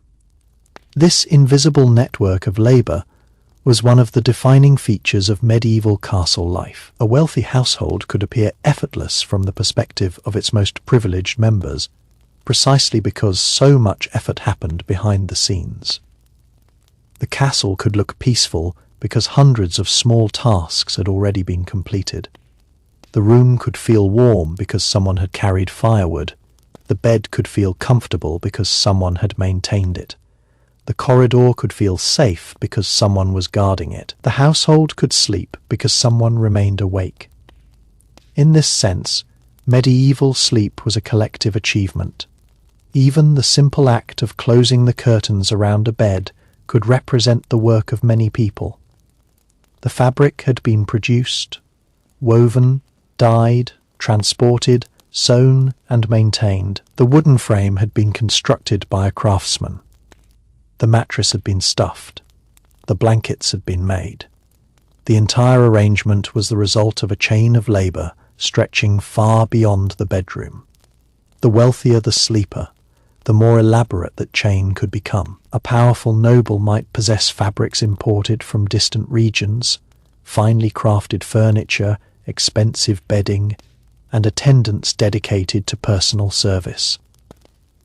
These luxuries made the sleeping environment more comfortable, but they also made it more dependent on the labor of others. For an ordinary servant, the situation could be very different. Their sleeping place might be small, shared, or close to the area where they worked. Their mattress could be simpler. Their bedding could be thinner. Their sleep could be interrupted by responsibilities. The same castle could therefore contain both luxury and hardship at the same time. A beautifully decorated chamber and a basic sleeping corner could exist only a short distance apart. This contrast tells us something important about medieval society. Social hierarchy was not an abstract idea. It could be felt physically. It could be felt in the quality of your clothes. It could be felt in the food you ate. It could be felt in the room you occupied. And it could be felt every night when you lay down to sleep. A person with wealth could purchase greater warmth, greater privacy, better bedding, and more protection from interruption. A person without wealth had fewer choices. Yet even the most privileged sleeper could not completely escape the limitations of the medieval world. The room could still become cold. The fire could still produce smoke. The castle could still become noisy. A storm could still wake everyone. Illness could still strike. A child could still cry. A horse could still become restless. A messenger could still arrive at midnight. Technology could reduce discomfort, but it could not control life completely. This is perhaps why the medieval bedroom should not be imagined as either luxurious perfection or complete misery. It was somewhere in between. For a wealthy person, it could be genuinely comfortable by the standards of the time. For a poor person, it could be basic and physically demanding. For everyone, it remained connected to the unpredictability of life. One of the most noticeable things about medieval sleeping arrangements would have been the lack of personal temperature control. If you were cold, you could not simply adjust a thermostat. If you were too warm, you could not turn on a fan. The environment had to be managed through physical changes. You could move closer to the fire. You could add a blanket. You could open a shutter. You could close the curtains. You could change your clothing. You could move to another room. These solutions were simple, but they required awareness. People became experts at reading the environment because they had no alternative. They knew when the room was becoming too cold. They knew when the fire needed attention. They knew when a draft was coming through a window. They knew which blankets were thickest. They knew where the warmest place in the castle was. This practical knowledge could become part of everyday household culture. A servant might know exactly how much wood to add to a fire without wasting fuel. A person responsible for bedding might know when a mattress needed airing. A household member might know which curtains blocked the strongest draft. The medieval castle was full of this kind of practical expertise. Much of it was never written down. It was learned by watching, it was learned by doing, it was passed from one person to another. The same was true of fire management. Someone had to understand how a particular fireplace behaved. Some fireplaces might draw smoke better than others. Some types of wood might burn differently. Weather could affect the chimney. A strong wind could change the way smoke moved. A person sleeping near a fireplace would notice these differences. A smoky room could make sleep unpleasant. A poorly maintained fire could produce more smoke than heat. A weak fire could leave the chamber cold. A well-managed fire could make the room comfortable. The difference depended on skill. The fireplace therefore represented another form of technology. But it was a technology controlled by human experience rather than machines. The same principle applied to lighting. Candles were useful, but their light was limited. A person needed to understand how many candles were required for a particular task and where they should be placed. A candle near a bed could provide enough light to read, pray, dress, or move around. but leaving many candles burning throughout the night would consume resources and create fire risk. Lighting was therefore strategic. You used it when you needed it, then you extinguished it. This made the final extinguishing of the candle an important part of the nighttime routine. Once the flame disappeared, there was no easy way to bring the room back to brightness. If someone needed light later, they would have to relight a candle or use another source. That simple fact could discourage unnecessary movement during the night. It also meant that the moment of extinguishing the final light marked a psychological transition. The day was over. The castle was entering darkness. Sleep was approaching. For a modern person, turning off a light is almost meaningless because it can be turned on again instantly. For medieval people, darkness had more permanence. Once the flame was gone, it was gone until someone deliberately brought it back. That made nighttime feel more decisive. The world was not simply dim, it was dark. The darkness also changed how people experienced privacy. A person behind bed curtains could not be easily seen. A sleeping chamber could become a place where conversations took place in relative secrecy. This mattered for politics. Important people could discuss matters privately at night. Messages could be delivered. Decisions could be considered away from the public spaces of the castle. The bedroom could therefore become part of the political world. The image of medieval rulers sleeping peacefully should not hide the fact that their private chambers could also be places of serious conversation. A visitor might arrive late. An advisor might be summoned. A letter might need to be read. A decision might need to be made. The candle could burn long after most of the castle had gone quiet. Then eventually the discussion would end. The documents would be put away. The candle would be extinguished. The ruler would finally sleep. This combination of private life and political responsibility made aristocratic bedrooms especially significant.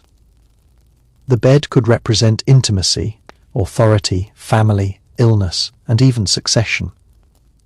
A child born into a royal family could have enormous political importance. A marriage could affect alliances. An illness could threaten succession.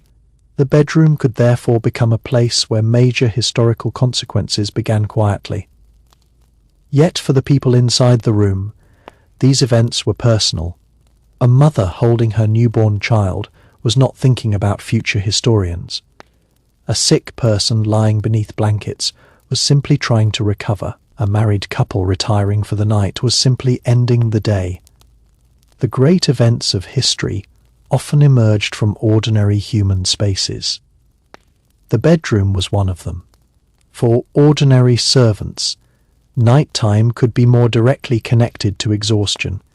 Imagine someone who has spent the day carrying water, preparing food, cleaning rooms, tending animals, or performing other physical work. At the end of the day, their body would be tired. Their hands might hurt. Their feet might ache. Their clothing might carry dust, smoke, or sweat. They reach their sleeping area. Perhaps the mattress is simple. Perhaps the room is shared. Perhaps there is little privacy. But the moment they lie down, the body begins to relax. The discomfort becomes secondary. There is still another layer to the story of medieval sleep. The way the castle itself shaped a person's sense of time. Today, a night can be divided into precise hours and minutes. We know exactly when we went to bed, exactly how long we slept, and exactly when we are expected to wake. Inside a medieval castle, time was experienced much more through events and changes in the environment. The fires were reduced. The gates were secured. The household became quieter. Bells might sound. The guards changed positions. The darkness deepened. Eventually, morning began to appear. Sleep existed within this flow rather than being measured constantly by a clock. This could make nighttime feel longer and more mysterious. If you woke in the middle of the night, There was no glowing digital display telling you that it was 2:17 in the morning. You simply knew that it was still dark. You might hear the guards. You might hear a bell. You might judge the remaining time by the darkness outside or by the rhythm of the household. If the room was silent, you might simply close your eyes again and wait for sleep to return. Imagine waking suddenly. For a moment, you do not know what disturbed you. The room is dark. You cannot see the ceiling clearly. The fire has almost disappeared. You hear a faint sound beyond the curtains. You remain still, then you recognize it. Footsteps. Someone is walking down the corridor. The sound becomes quieter. You realize there is no danger. You turn over. You pull the blanket closer. You fall asleep again. This small moment may have happened countless times in medieval castles. It was ordinary, but it reveals how dependent people were on their senses. Nighttime also changed the way people understood distance. During daylight, a person could see how far the castle walls extended, where the courtyard ended, where the towers stood, and what lay beyond the gates. At night, sight was drastically reduced. A person might hear a sound from far away without knowing exactly where it originated. The darkness could make the castle feel much larger. A corridor that looked short during the day might seem endless at night. A tower that was easy to see from the courtyard might disappear entirely. A room could feel isolated simply because the surrounding spaces were invisible. This could make the bedroom feel like a small island. The bed, the curtains, the fire, the candle, everything outside that small area became less important. For the sleeper, the world narrowed. This narrowing may actually have helped people rest. The fewer things you could see, the fewer things demanded your attention. Once the curtains were closed, the bed became the center of the environment. You could hear the fire. You could feel the blanket. You could smell the smoke. You could hear another person's breathing. Then the mind slowly became less alert. Sleep arrived. The materials surrounding the bed also influenced the experience. Wool could retain heat. Linen could provide a smoother surface. Feather-filled bedding could create greater softness for those who could afford it. Straw could provide a basic mattress for people with fewer resources. The difference between these materials would have been obvious to the body. A high-quality mattress could make lying down more comfortable. A poor mattress could contain lumps and uneven areas. A person might have to shift position to find a comfortable place. The quality of the mattress could also change over time. Filling could become compressed. Moisture could accumulate. Pests could become a problem. Bedding needed maintenance. This means that even wealthy medieval people did not necessarily experience the perfect sleeping surface we imagine when we hear the word royal bed. Luxury had limits. A magnificent bed could still be affected by cold. Expensive fabric could still become dirty. A feather mattress could still lose its shape. A decorated chamber could still contain insects. A wealthy person could still wake with a stiff back. Money could reduce discomfort. It could not eliminate the basic limitations of medieval technology. And then there was the question of bedding weight. In winter, several layers could be piled over the sleeper. These blankets could be heavy. Their weight could provide warmth and a feeling of enclosure, but it could also make movement more difficult. A person might become too warm beneath the layers and need to push one aside. Then the cold air would reach the body. The blanket would be pulled back. This cycle would repeat. It is another example of a very old human experience. The challenge was not simply staying warm. It was staying comfortable. The same problem exists today, although modern technology gives us more options. Medieval people solved it with layers. The bed itself could also be raised above the floor. This helped separate the sleeper from the cold surface below. It could also provide storage space underneath in some designs. Elevation was useful because cold air near a stone floor could make the sleeping environment unpleasant. A raised wooden bed it also made the bed more prominent within the room. In wealthy households, the bed could become one of the most visually impressive pieces of furniture.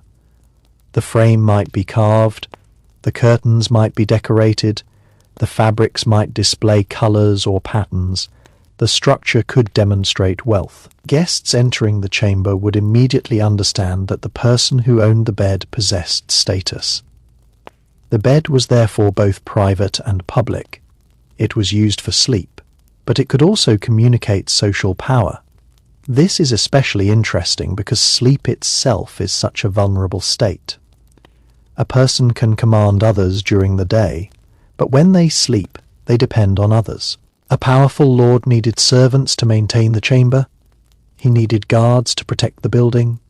He needed workers to provide fuel and food. He needed attendants to respond if something happened. Power therefore created dependence. The greater the household, the more people were required to maintain it. This could make the nighttime organization of a medieval castle extremely complex. Imagine a large household preparing for sleep. One group is cleaning the great hall. Another is working in the kitchen. Another is caring for horses. Another is checking the gates. Another is carrying water. Another is arranging bedding. Another is assisting the lord. Another is preparing for the morning. Meanwhile, many residents are already asleep. The castle does not switch off. It changes operating modes. This is perhaps the best way to think about it. The medieval castle at night was not inactive. It was operating on a reduced level. Certain systems became more important.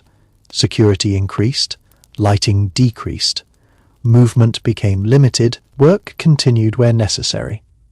The household became quieter. Sleep became the dominant activity. But the machinery of daily life never completely stopped. This was especially true in larger royal households.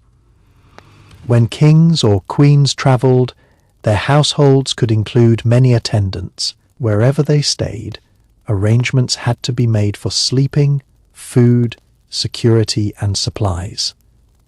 A royal night was therefore not necessarily peaceful for everyone involved. Before the king could sleep, dozens of details might need to be organized. The right chamber had to be prepared. Bedding had to be arranged. Guards had to be positioned. Food and drink had to be available. Servants had to know their responsibilities.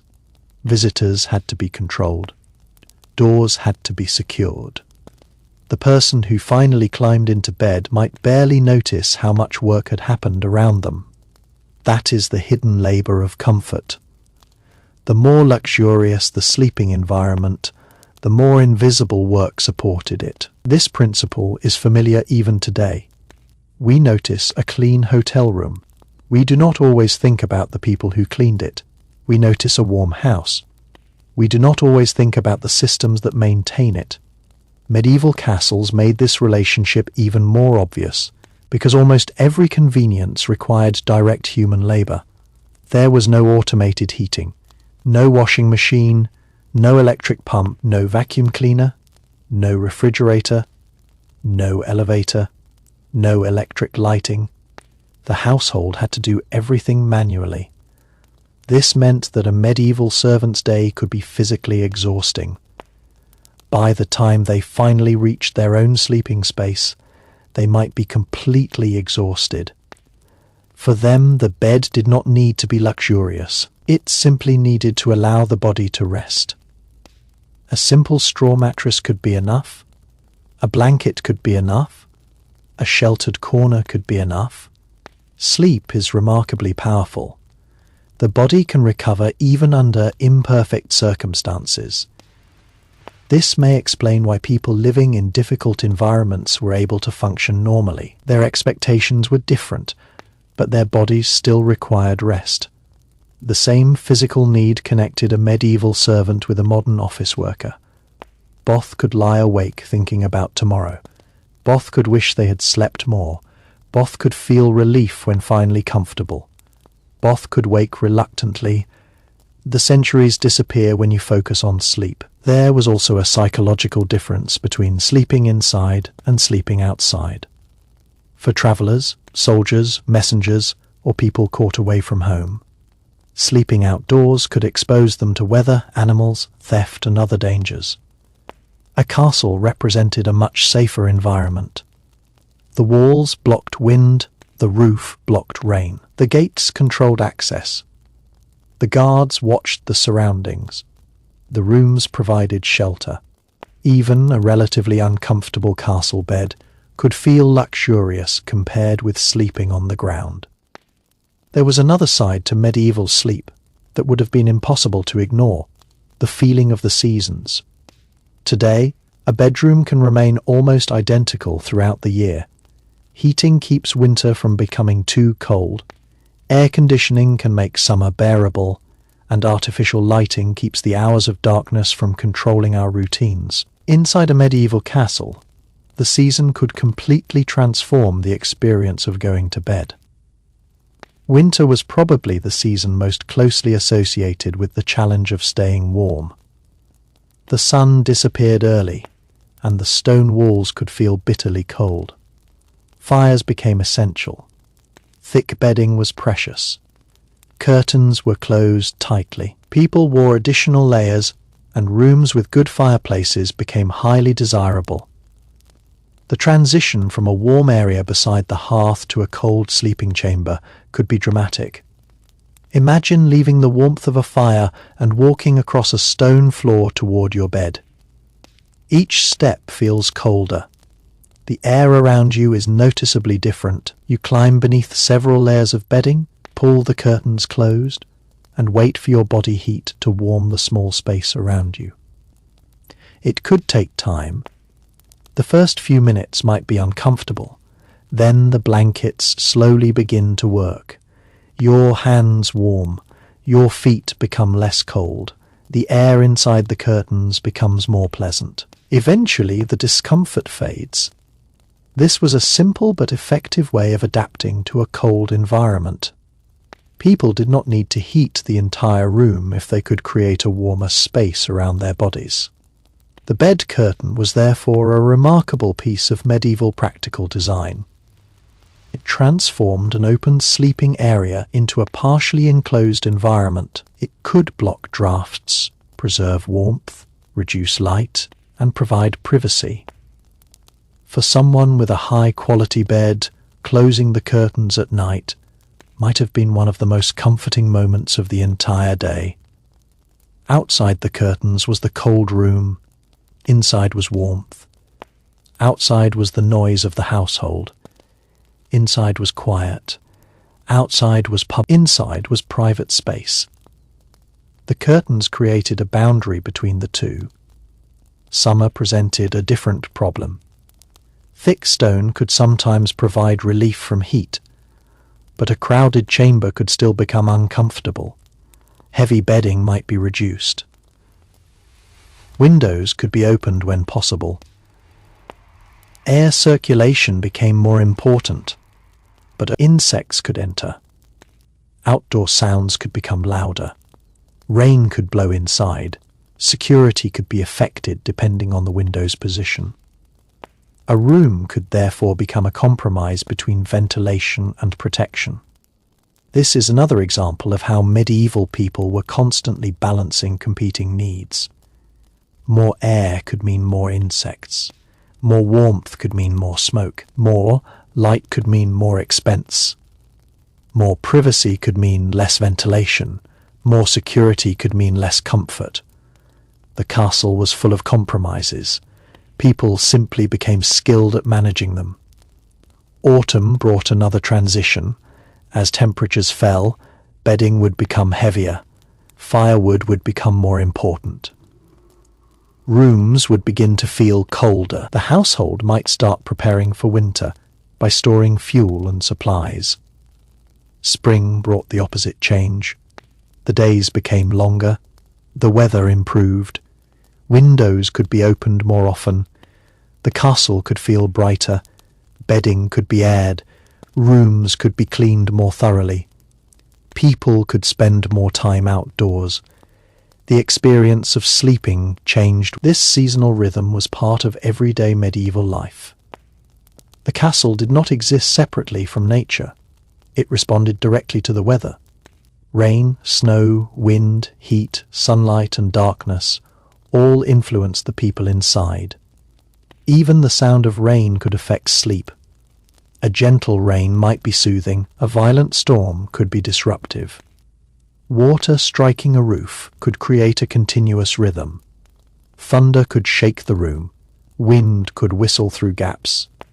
The castle's thick walls might reduce some of these sounds, but they could never eliminate them completely. During a storm, the castle could feel almost alive. The wind moved around towers, shutters rattled, doors shifted. Fireplaces behaved differently. People checked the roof and fires. Animals became restless. Guards faced difficult conditions. Those sleeping inside might pull their blankets closer and listen. There was something reassuring about being indoors while the weather raged outside. The stone walls created a psychological barrier between the sleeping person and the storm. The world outside could be chaotic. Inside, you were sheltered. That feeling may have been one of the reasons fortified buildings could inspire such strong emotions. The walls were not just architecture, they represented protection from the unknown. At night, this symbolism became especially powerful. The outside world was invisible. You could not see what was happening beyond the walls. You trusted that the walls were strong. You trusted the guards. You trusted the gate. You trusted the people responsible for keeping watch. Then you slept. There was also a social dimension to nighttime storytelling. Before everyone went to bed, people could gather around fires and exchange stories in a world without electronic entertainment. Oral storytelling was an important form of recreation. A story could be told about an ancestor, a battle, a strange traveller, a local legend, a religious event, or something humorous that happened during the day. They could argue about details. They could exaggerate. They could remember old events. Then eventually the story would end. Someone would yawn. Someone would say it was time to sleep. The group would separate. The castle would become quieter. The story might continue in people's minds as they fell asleep. This relationship between storytelling and sleep is deeply human. Even today, the technology is different. The behavior is not. Music could also play a role. Wealthy households might employ musicians or have instruments available. Songs could accompany meals and celebrations. At night, music could sometimes continue during social gatherings. But after the household settled, the castle would become much quieter. The absence of constant entertainment meant that silence itself could become enjoyable. You might hear nothing but the fire. That silence could be valuable. It could also make you more aware of your own thoughts. Without a screen or endless information, the mind had fewer distractions. A person might think about the day.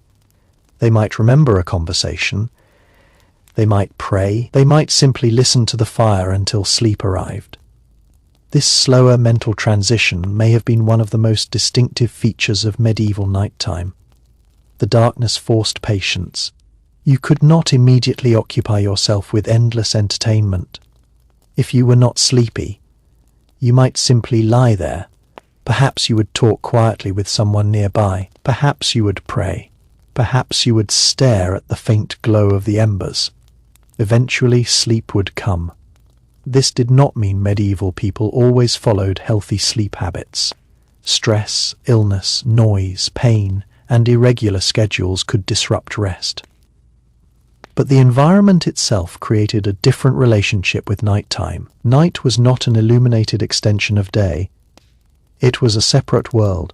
Another important aspect was the use of bells and calls to organize the household. In some medieval communities, bells marked different parts of the day and night. People could hear them from significant distances. A bell ringing in darkness could feel powerful. One sound travels through the cold air, it echoes, then fades. The people who know its meaning respond. A prayer time, a morning signal, a warning, a call to attention. The castle did not need a digital notification. Sound itself organized the community. This made nighttime more communal even when people were physically separated. A person in a chamber could hear the same bell as someone working in the kitchen or guarding the walls. Everyone understood that the night had moved forward. Time belonged to the entire community. There was also the question of personal possessions and security. If you owned valuable objects, you had to think about where they were kept. Jewelry, documents, money, weapons and other valuables could be stored in chests or secure areas. A sleeping chamber might contain locked storage or guarded possessions. The night was a time when theft could become easier because fewer people were moving around. This made household security important. A castle might have servants assigned to specific areas. Doors could be locked, guards could monitor entrances, valuables could be secured. The sleeping household could therefore rest because the property around them was being protected as well. In a wealthy household, the bedroom might contain objects that represented enormous wealth. Fine textiles alone could be extremely valuable. Decorative materials, jewelry, books, religious objects and clothing could represent years of labor and significant resources. The room where someone slept could therefore also be a storage space for things that needed protection. This made the nighttime chamber both private and valuable. The relationship between wealth and sleep becomes especially clear when considering the quality of bedding. A poor person might sleep on a simple pallet. A wealthy person could have a substantial bed frame, a mattress filled with more comfortable materials, several blankets, decorative textiles, curtains and servants to maintain everything. There is one more part of medieval nighttime that becomes especially interesting when you stop imagining the castle as a single building and begin imagining it as a small community. A castle could contain kitchens, storerooms, workshops, chapels, chambers, halls, stables, wells, courtyards, towers, and defensive passages. Each area had its own sounds, smells, temperatures, and nighttime routines. Sleeping was therefore influenced by where you happened to be within this enormous structure. Someone sleeping near a kitchen might notice warmth and the lingering smell of food. Someone near a tower might feel every gust of wind more strongly. Someone near a stable might hear animals moving. Someone in an interior chamber might experience a little more protection from the weather. The castle did not provide one uniform environment. It contained many small worlds. The thickness of the walls could make one room surprisingly different from another. Stone could absorb heat during the day and release it slowly, while rooms exposed directly to the outside air could become colder. A chamber positioned above a busy area might also be affected by activity below. A person could therefore learn which parts of the castle were best for sleeping during different seasons. Winter could change everything. As the sun disappeared earlier, the household had longer hours of darkness. Firewood became extremely valuable. The castle's residents needed more fuel simply to maintain a tolerable. Thick blankets and bed curtains became especially useful. People could wear additional layers of clothing or sleep more closely together for warmth. Imagine waking before dawn during the coldest part of winter. The fire has weakened. The room is dark. The air outside the blankets feels painfully cold. You know that getting out of bed means immediately losing the warmth your body has accumulated. For a modern person, the answer would be simple: turn on the heater. For a medieval person, the answer might be to remain under the blankets for as long as possible. Eventually, however, someone has to get up. Perhaps the fire needs attention. Perhaps water has to be collected. Perhaps animals need feeding. Perhaps work begins. The moment of leaving the bed could therefore be one of the least pleasant parts of winter. This makes the idea of a luxurious medieval bed more understandable. A large bed with heavy curtains, good blankets, and quality bedding was not merely a display of wealth. It offered genuine protection against the environment. The wealthy could purchase better fabrics and employ servants to maintain them. A poorer person might have fewer layers and less protection from cold. Even the position of the bed could matter. Being closer to the fireplace could make a difference, although being too close could expose a person to smoke, sparks, or excessive heat. Medieval people had to balance these factors. The fire itself could create a strange nighttime atmosphere. Flames moved constantly, producing shifting light across stone walls and wooden furniture. Shadows appeared and disappeared. As the fire weakened, the room became darker. A person waking suddenly might see the glow of embers without immediately seeing the rest of the room. The flickering light could also make decorative objects appear to move. Carved figures, painted surfaces, tapestries, weapons, and furniture could cast unusual shadows. For someone with an active imagination, a medieval bedroom at night could feel almost unreal. But medieval people were familiar with firelight. They knew its appearance. They knew how shadows behaved. They knew the smell of burning wood and the sound of embers collapsing. The unfamiliarity belonged to us, not to them. The same is true of the castle's architecture. A modern visitor might see a narrow spiral staircase and wonder how anyone could use it comfortably. A medieval resident would simply know where it went. They would know which step was uneven and which wall to touch for support. They might be able to navigate it almost automatically.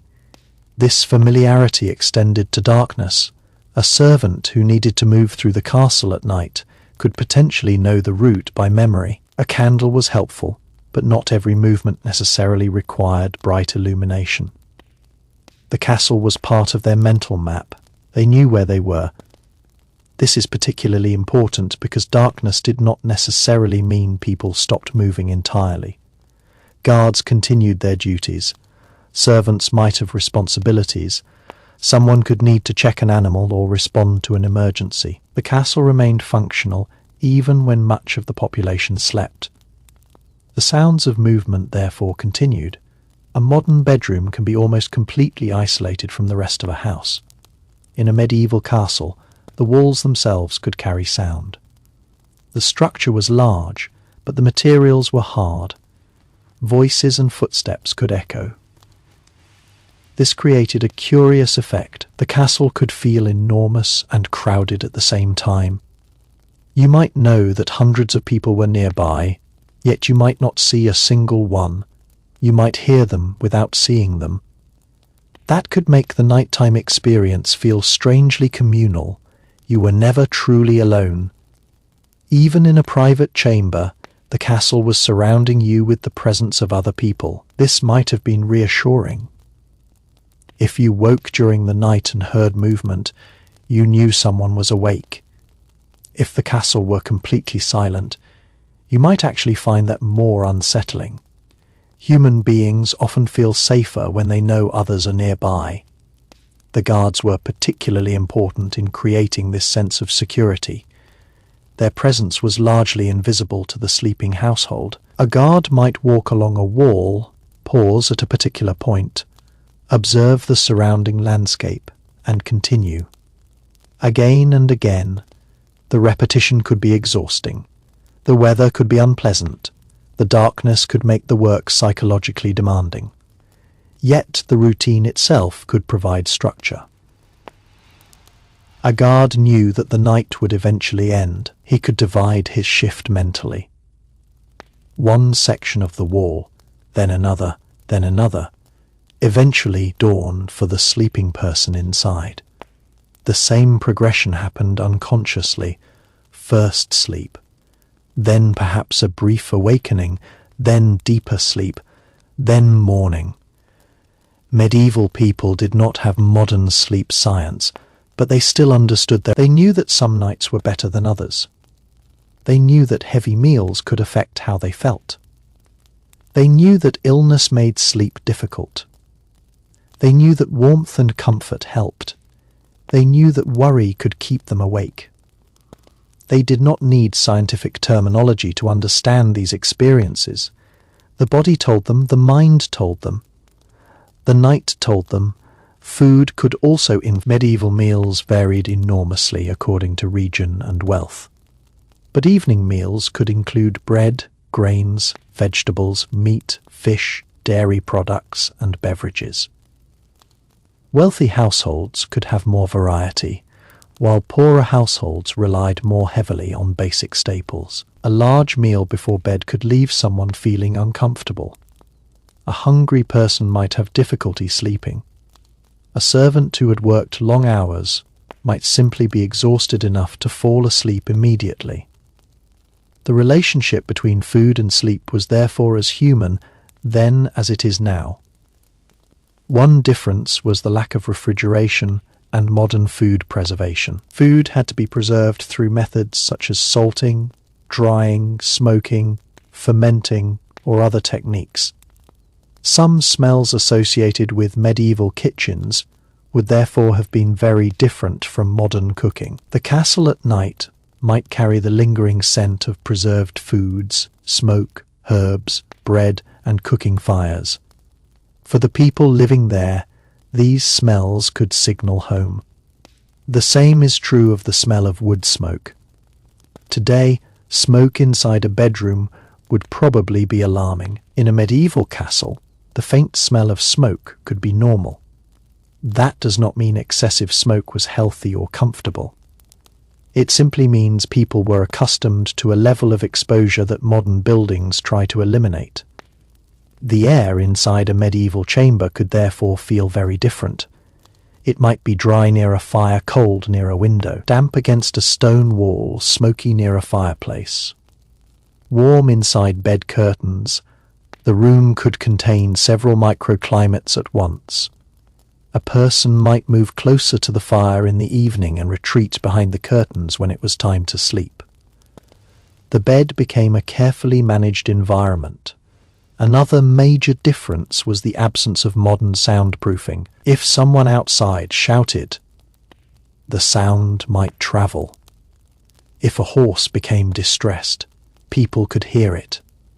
If a storm struck the roof, the noise could be overwhelming. If guards raised an alarm, everyone would know. There was no way to mute the environment. You could cover your head with blankets, close curtains, or move to a quieter chamber. But the world outside remained audible. This could have consequences for sleep patterns. A loud event might wake an entire household. A bell could wake people at a predetermined time. A cry from a nearby room could disturb several sleepers. The castle was an acoustic environment as much as a physical one. And then there were bells. Where churches, chapels, or monasteries were nearby, bells could structure the night and morning. The sound could travel over considerable distances, depending on the landscape and weather. Imagine hearing a bell while lying in darkness, on a deep sound. Then another. The sound fades into the night. For people accustomed to it, the bell might be an ordinary marker of time. As evening returned to the castle, the preparation for another night began almost unnoticed. The final activities of the day gradually gave way to routines that had been repeated so many times that nobody needed to explain them. Fires were checked, doors were secured, objects were put away, animals were settled. Bedding was prepared. The household moved from the active rhythm of daylight toward the quieter rhythm of darkness. For someone living there, this transition was probably as familiar as sunset itself. You did not need a written schedule telling you that night was approaching. You could feel it in the temperature, see it in the fading light, and hear it in the changing sounds of the castle. The courtyard became less crowded. Voices moved indoors. The kitchen remained active, but the great hall gradually became quieter. The guards became more important as daylight disappeared. The castle did not simply become dark, it became private. Rooms that had been open during the day were closed.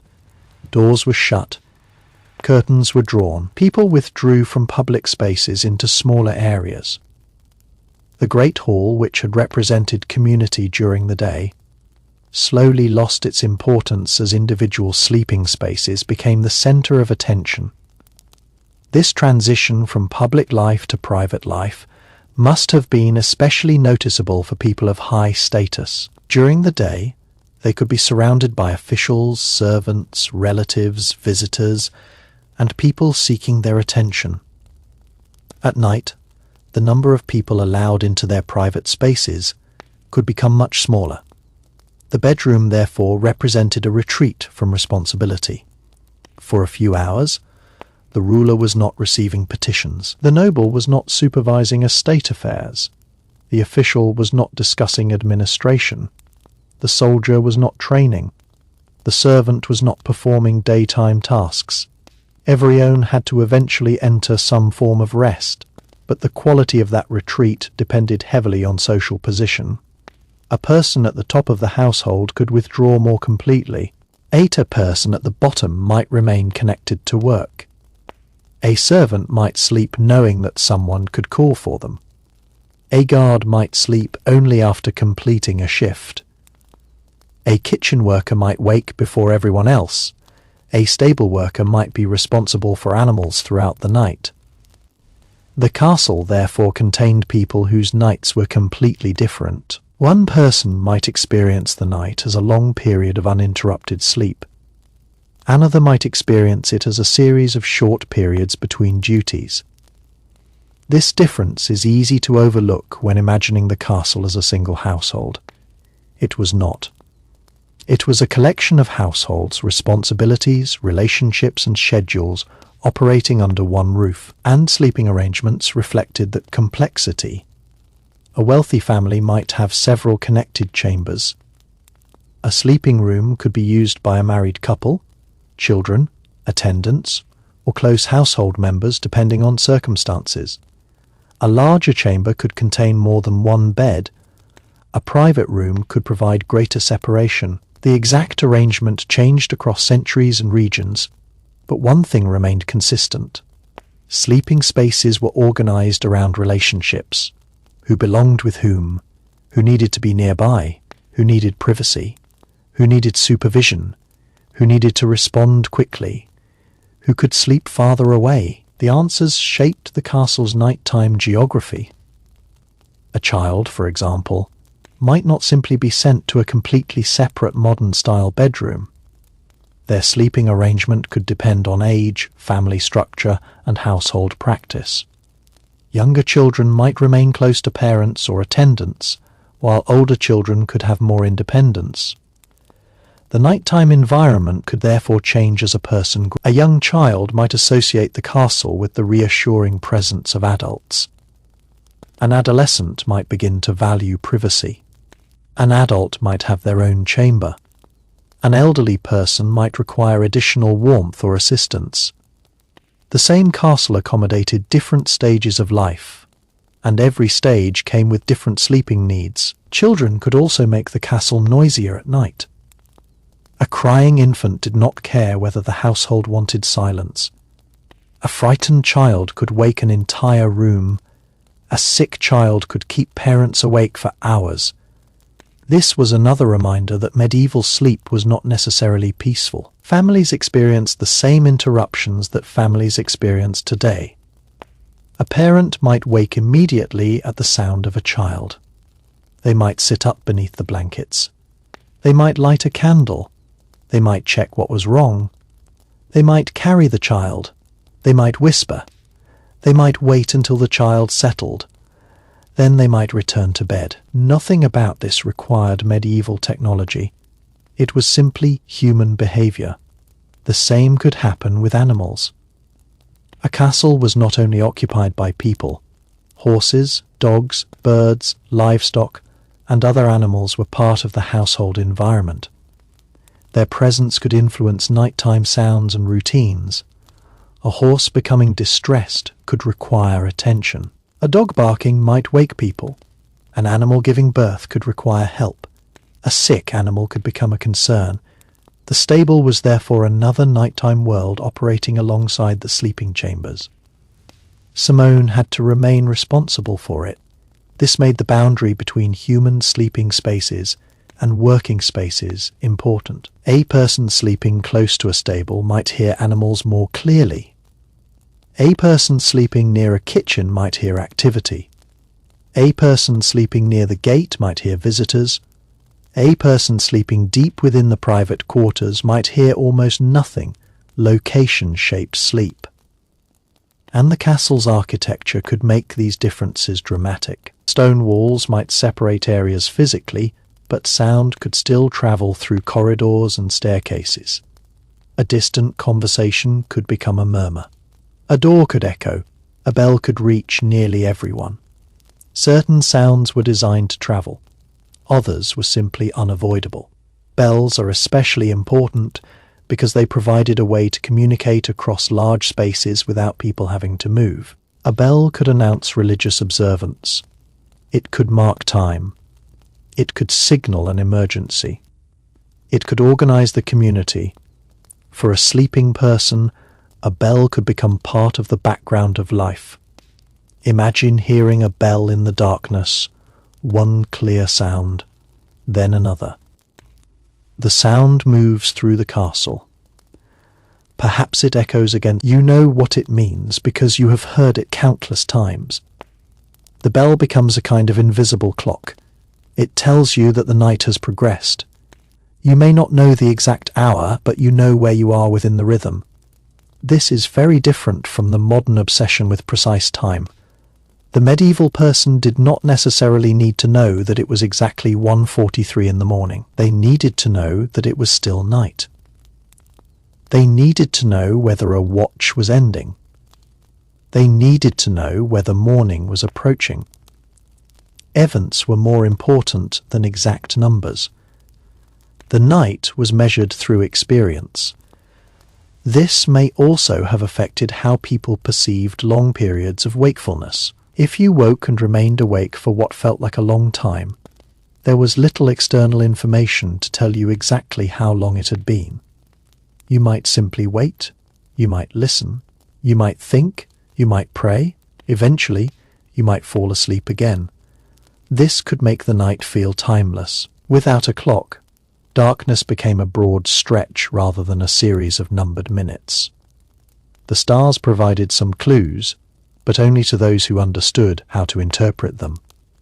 The moon could help, bells could help, the changing sounds of the household could help, but the exact time was often less important than the sequence of events. This is one reason medieval nighttime could feel slower. The modern mind is constantly checking time. The medieval sleeper may simply have been waiting for sleep. The absence of precise timekeeping in the bedroom could reduce one particular form of anxiety. If you wake at night today and see that you have only a few hours before the alarm, you may immediately calculate how little sleep remains. A medieval person who did not know the exact time might simply close their eyes but this should not be romanticized.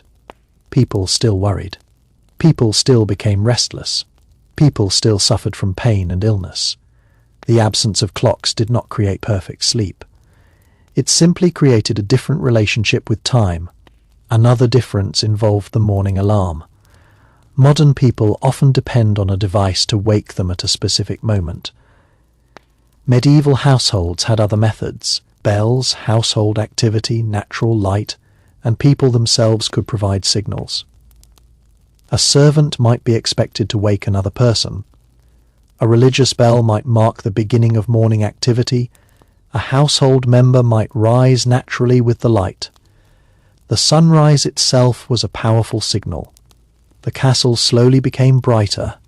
Birds began calling, animals became active, people began moving. The morning announced itself.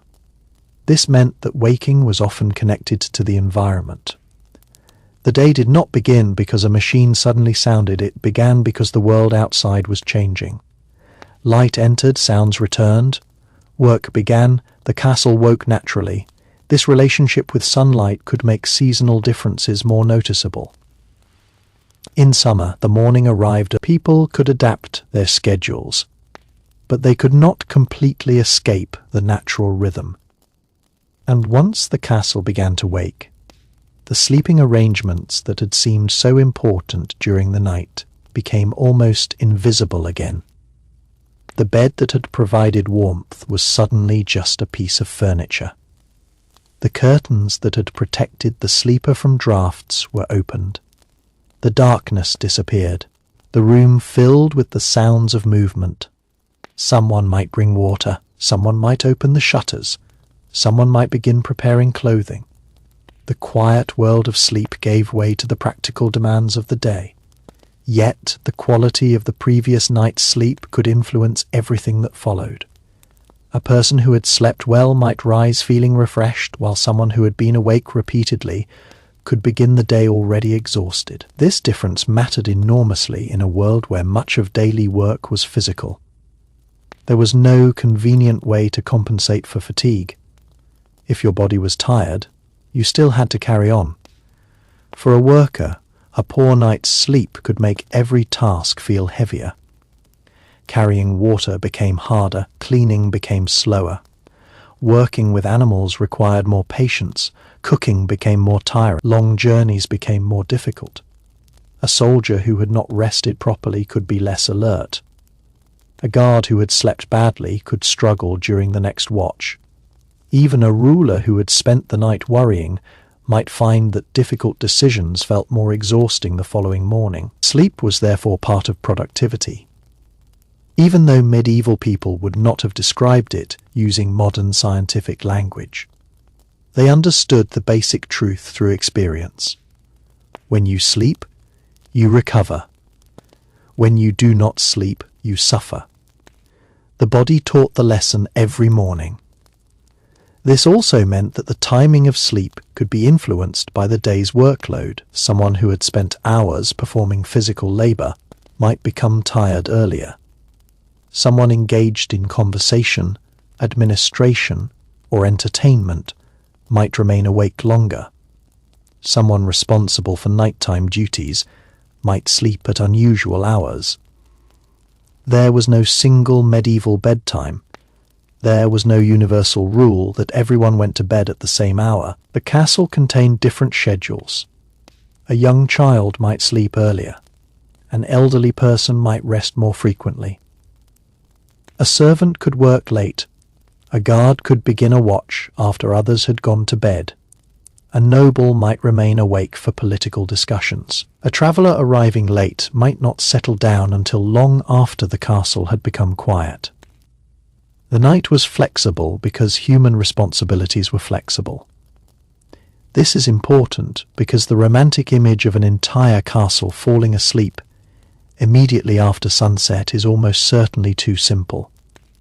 Darkness did not automatically end every activity. People had fires and candles, and important households could remain active after sunset. But light was expensive and limited enough that nighttime still had a very different character. The darkness outside was always present. Artificial light created only small areas of visibility. A person could hold a candle and see a small section of a corridor, while everything beyond it remained shadowed. This produced a fascinating relationship between light and movement. A candle did not defeat darkness. It carried a small circle of visibility through darkness. Imagine walking through a medieval castle with one candle. The flame illuminates your hand. The wall beside you becomes visible. The floor appears. A few steps ahead are clear. Beyond that, everything fades. You move forward. The circle moves with you. The previous section of the corridor disappears behind you. The future section remains hidden. This would make even familiar journeys feel different at night. The person carrying the candle had to remain attentive. A gust of air could cause the flame to flicker. A door could suddenly create a draft. A staircase could appear unexpectedly. The candle could go out. Then darkness would return instantly. The simple act of moving around at night could therefore require more effort than it does today. This is one reason people might prefer not to leave their sleeping area unnecessarily. If you had already settled beneath warm blankets, you had little reason to walk through cold corridors unless something required it. The bed became a destination worth protecting, and once inside it, the curtains could create another layer of comfort. The curtains also changed the way sound reached the sleeper. They could soften some noises, although they certainly could not eliminate them. Voices from the chamber might become muffled. Movements outside might sound more distant. The enclosed space could make the sleeper feel separated from the larger room. This created a psychological sense of privacy even when other people were nearby. Privacy was precious in a crowded household. A person could close the curtains and create a small private world. Inside that space, they could talk quietly. They could pray. They could think. They could read if they had access to a light and the ability to read. They could simply lie still. The curtains represented a boundary between the individual and the rest of the household. For an important person, this boundary could be particularly meaningful. During the day, they might be constantly surrounded by servants, officials, relatives, visitors, and petitioners. At night, the curtains could provide a moment when nobody could see them directly. The powerful person became private.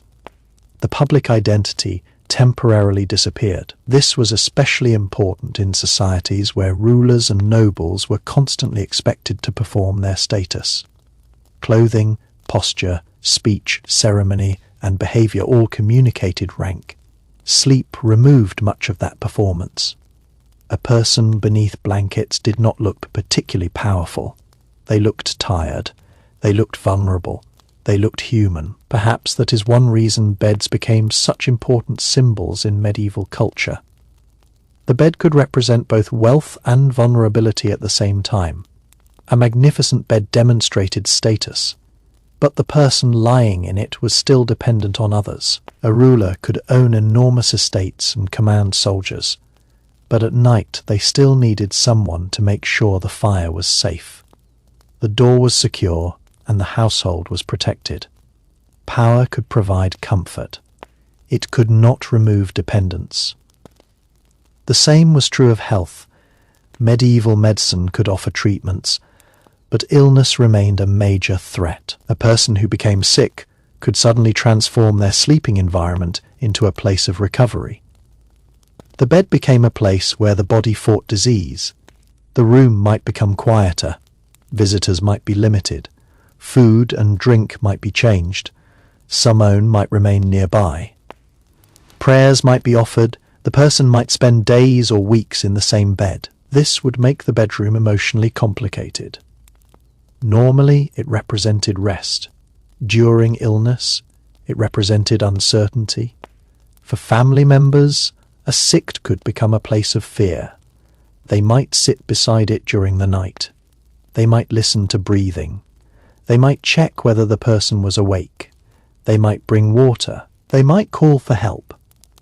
The rest of the castle could continue sleeping while one family remained awake. This was one of the harshest realities of medieval life. The same castle that offered protection could not guarantee health. The thick walls could keep out an enemy.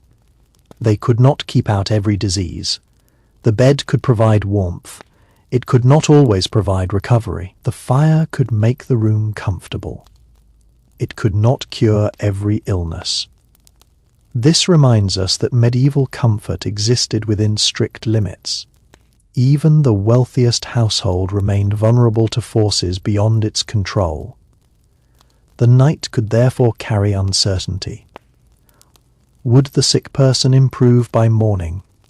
Would the storm pass? Would the guard notice something unusual?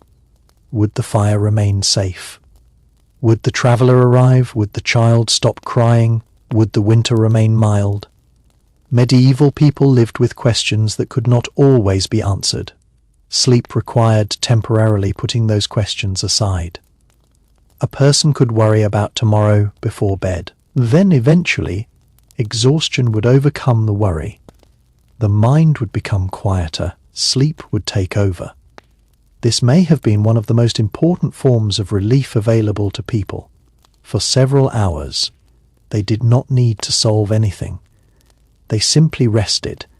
And that is why sleep inside a medieval castle should not be imagined only as uncomfortable or primitive. There could be genuine moments of peace. Imagine lying in a warm bed while rain falls outside.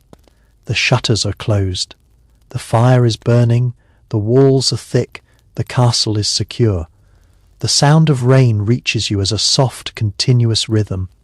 You hear no traffic, no machines, no distant engines, no electronic notifications. The world seems far away. For someone accustomed to the environment, this might have been deeply calming. The rain could become part of the night's music. The fire could add another rhythm. The wind could move around the towers. The entire castle could become a kind of sheltering soundscape. This does not mean every medieval night was peaceful. But when conditions were right, the atmosphere could be remarkably serene. The architecture itself could contribute to this feeling. Thick walls reduce some outside sounds. High ceilings create distance. Heavy curtains soften movement. Firelight creates warmth. The limited number of lights reduces visual stimulation. The environment naturally encourages withdrawal. The modern world often requires us to deliberately create darkness and quiet. The medieval castle provided them automatically. Night imposed itself. The world outside disappeared. There was also the question of what happened when sleep simply would not come. Even inside a secure castle, surrounded by familiar walls and protected by guards, a person could lie awake for hours. The medieval world had no shortage of reasons for a restless night. A difficult conversation from the previous day could remain in the mind. News from another region could create anxiety. A family member might be ill. A harvest might be uncertain. A debt might be due. A marriage might be approaching. A political decision might be weighing heavily on someone. A soldier might be thinking about an upcoming campaign. A servant might be worrying about tomorrow's workload. The castle could protect the body while the mind continued its own private struggle. Imagine lying beneath the blankets, completely still, while everyone else seems to be asleep. The fire has become little more than a dull red glow. The curtains are closed. The room is dark. You can hear another person breathing nearby. Somewhere beyond the chamber, a guard walks past. You try to stop thinking about tomorrow, but the more you try, the more your thought. There was no glowing screen to distract you, no television, no endless stream of information, no music automatically playing beside the bed, no social media, no bright clock. There was simply darkness and your own thoughts. For some people, that may have been peaceful. For others, it may have been difficult. You might turn over, you might pull the blanket higher, you might listen to the fire, you might whisper a prayer, you might speak quietly to someone sharing the room. Eventually, perhaps the mind would become tired enough to surrender. Sleep would arrive without announcement. This quiet waiting for sleep is one of the most universal experiences imaginable. The circumstances have changed dramatically across the centuries, but the feeling remains familiar. The medieval night could also be interrupted by physical discomfort. A person might wake because the bedding had shifted. Perhaps a blanket had fallen away from the body. Perhaps the mattress had become uncomfortable. Perhaps the room had become too warm near the fire, or too cold after the fire weakened. Perhaps an insect had disturbed the sleeper. The person would make a small adjustment and try to return to sleep. These tiny moments rarely appear in historical records. Yet they probably happened constantly. The history of sleep is therefore largely a history of things that were never written down. They moved their legs, they turned their heads, they pulled blankets closer, they opened or closed curtains, they woke and went back to sleep. They drank water, they listened to the wind, they dreamed, they forgot their dreams. These ordinary physical experiences connected medieval people to every human being who has ever slept. Even the position of the body could matter. A person might discover that one side of the bed was warmer than the other. They might prefer to sleep closer to the wall. They might choose a particular pillow or folded piece of fabric for support. These personal habits could become deeply familiar. Over time, people learned what worked for them. A favorite blanket, a favorite sleeping position, a preferred side of the chamber, a particular pillow, a particular time for going to bed. The details were personal, even if the environment was very different from ours. The pillow itself deserves attention because modern expectations can distort our imagination. Medieval pillows varied considerably according to time, place, and social class. Some people may have used relatively simple supports, while wealthier households could have more comfortable and decorative bedding. The important point is that people understood the basic need to support the head and make lying down more comfortable.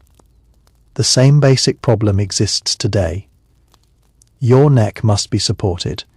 Your head must be comfortable. Your body needs a suitable position. The medieval solution was different, but the physical requirement was identical. The same applies to blankets. The purpose was not decoration. The purpose was warmth. Decorative textiles could certainly demonstrate wealth, but the underlying function remained practical.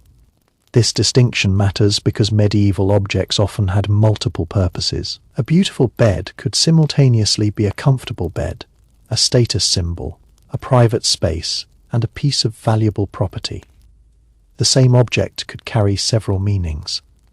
This was especially true in elite households. A grand bed might be one of the most expensive objects in a chamber. Its curtains could be made from valuable materials. Its frame could be elaborately carved. Its textiles could be decorated with colours associated with wealth or prestige. When a visitor entered the room, the bed immediately communicated something about the owner. It said, without words, that this person possessed resources. The sleeping space could therefore be part of the performance of status. Yet once the curtains closed, the symbolism became less important.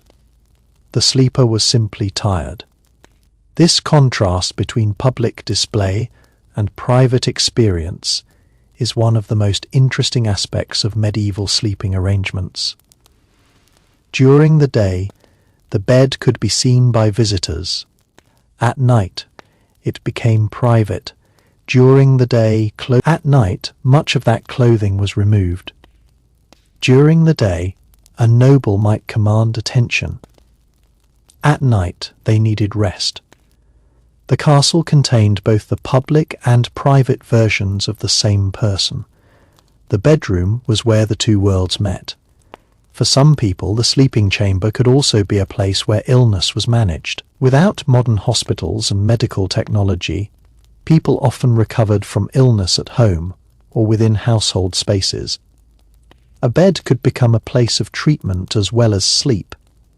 If someone became seriously ill, their sleeping arrangements might change. Attendants could remain nearby.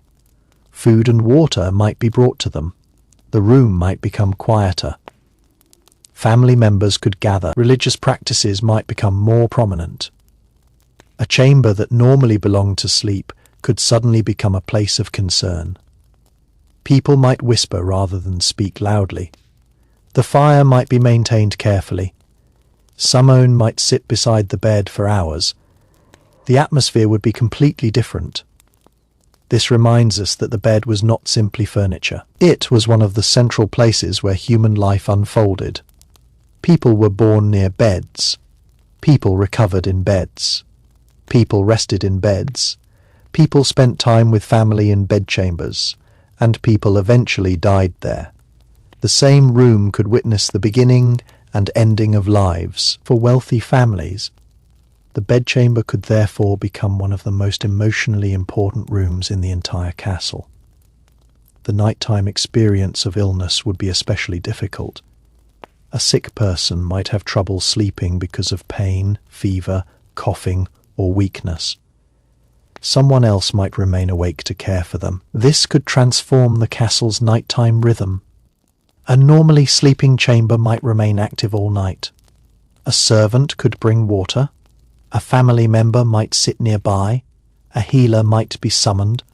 A religious attendant might visit. The fire might remain burning. The rest of the castle could continue sleeping while one chamber remained awake. Again, the castle was not operating on one schedule. Every room had its own story. Every chamber could contain a different kind of night.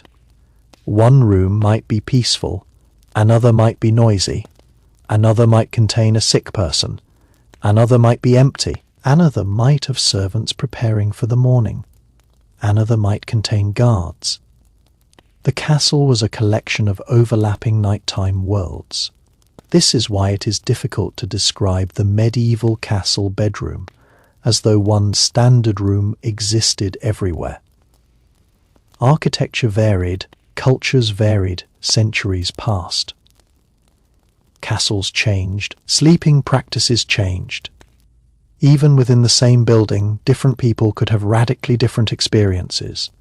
A royal castle in a wealthy region could provide much more comfort than a remote military stronghold.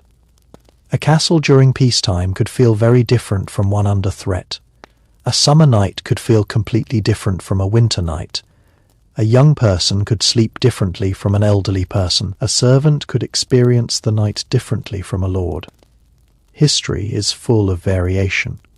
But despite that variation, certain themes appear repeatedly. Warmth mattered, safety mattered, privacy mattered, bedding mattered, routine mattered, human assistance mattered, and sleep mattered. Without sleep, the entire castle system became weaker. A guard who could barely remain awake was a danger to everyone. A tired servant could make mistakes. A tired soldier could perform poorly. A tired ruler could make bad decisions. Rest was therefore not simply a personal luxury.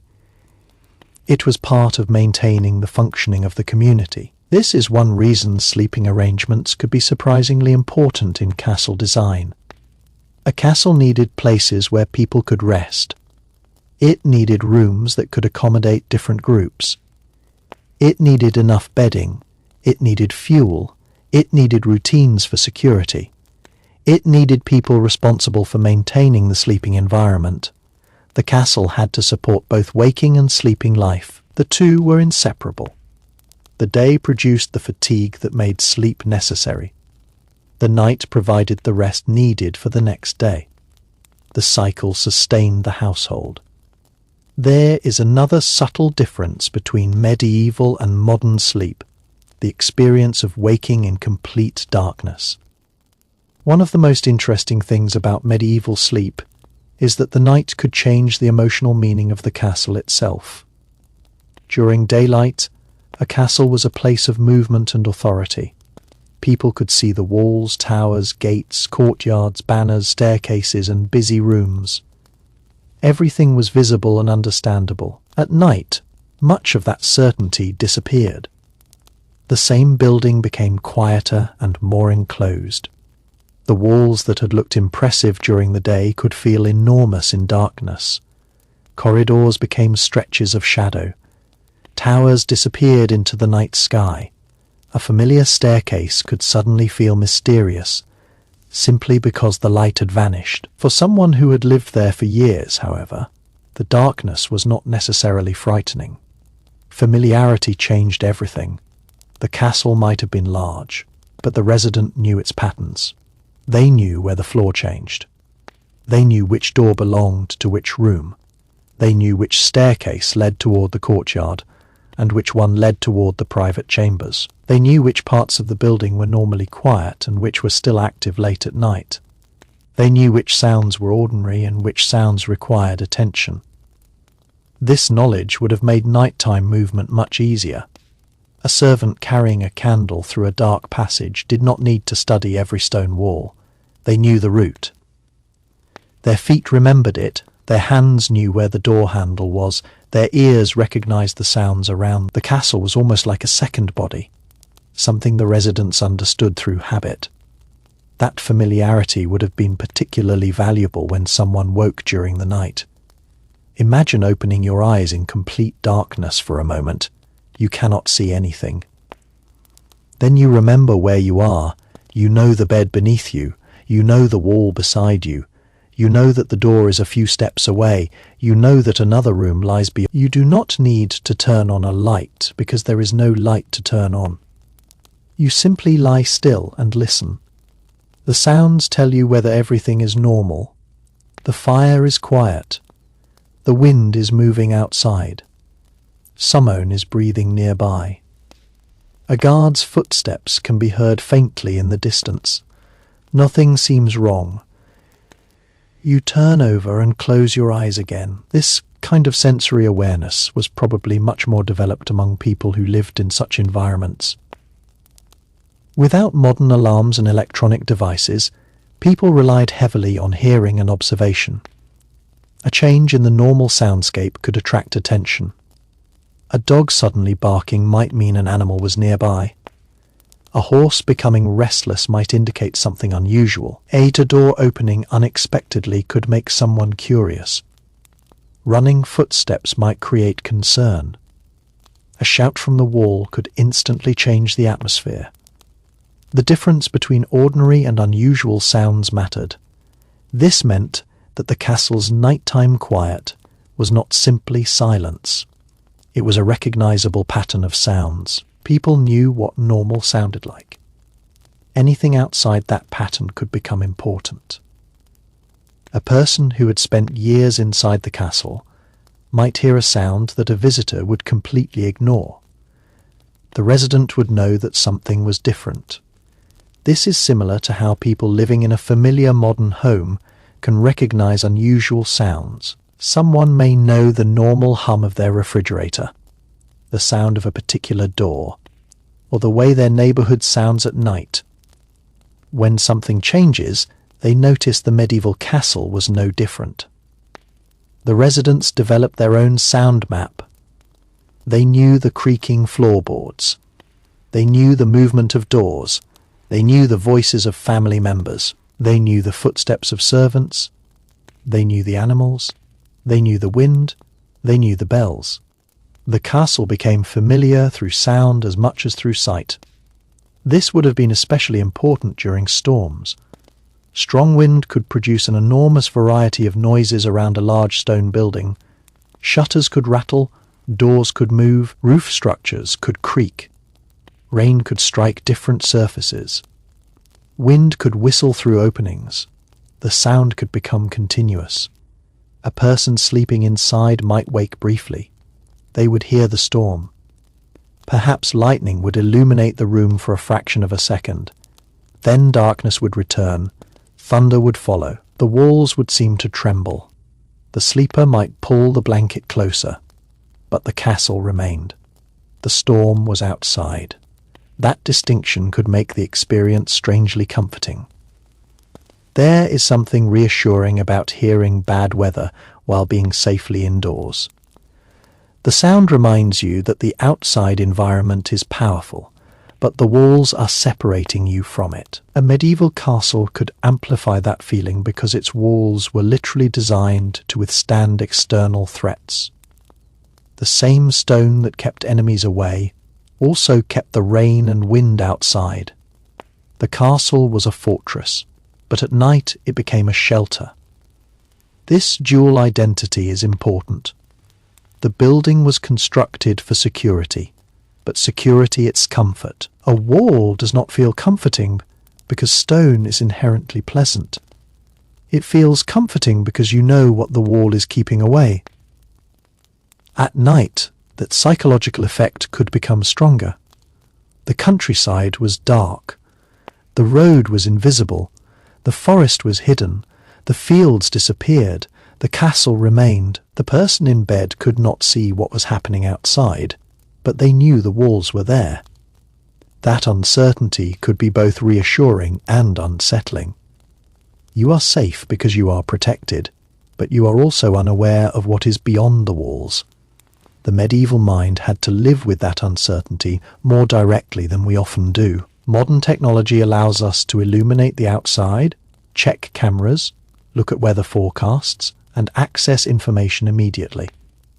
A medieval person could not simply look at a screen to discover what was happening beyond the gate. If something happened outside, information arrived through people. A guard saw it, a messenger reported it, a traveller brought news, a bell might sound, information moved physically. This made the nighttime castle dependent on people who could observe and communicate. The guard was not merely standing there.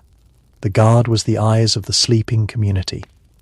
If something unusual happened, the guard had to recognize it. If the threat was serious, the information had to move quickly. The castle therefore depended on human attention. This made fatigue a serious issue. A tired guard was less reliable. A long night could reduce alertness. Cold could make concentration difficult. Boredom could make time feel slower. The guard had to remain awake despite all of this. This makes the image of the medieval night watch less romantic than it sometimes appears. Standing beneath the stars on a castle tower might sound beautiful, but hours of darkness, cold, wind, and repetitive observation could be physically demanding.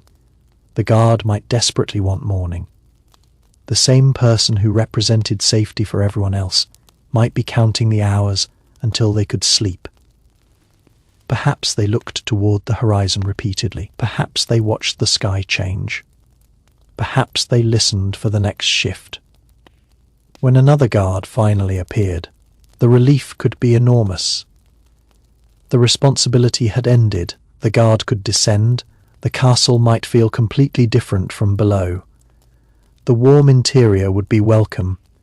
The smell of the fire would be comforting. The bed would suddenly seem far more valuable. This is another example of how experience changes comfort. A bed that seems ordinary to someone who has been indoors all evening could feel wonderful to someone returning from a cold watch. The guard would lie down. Someone else would take their place.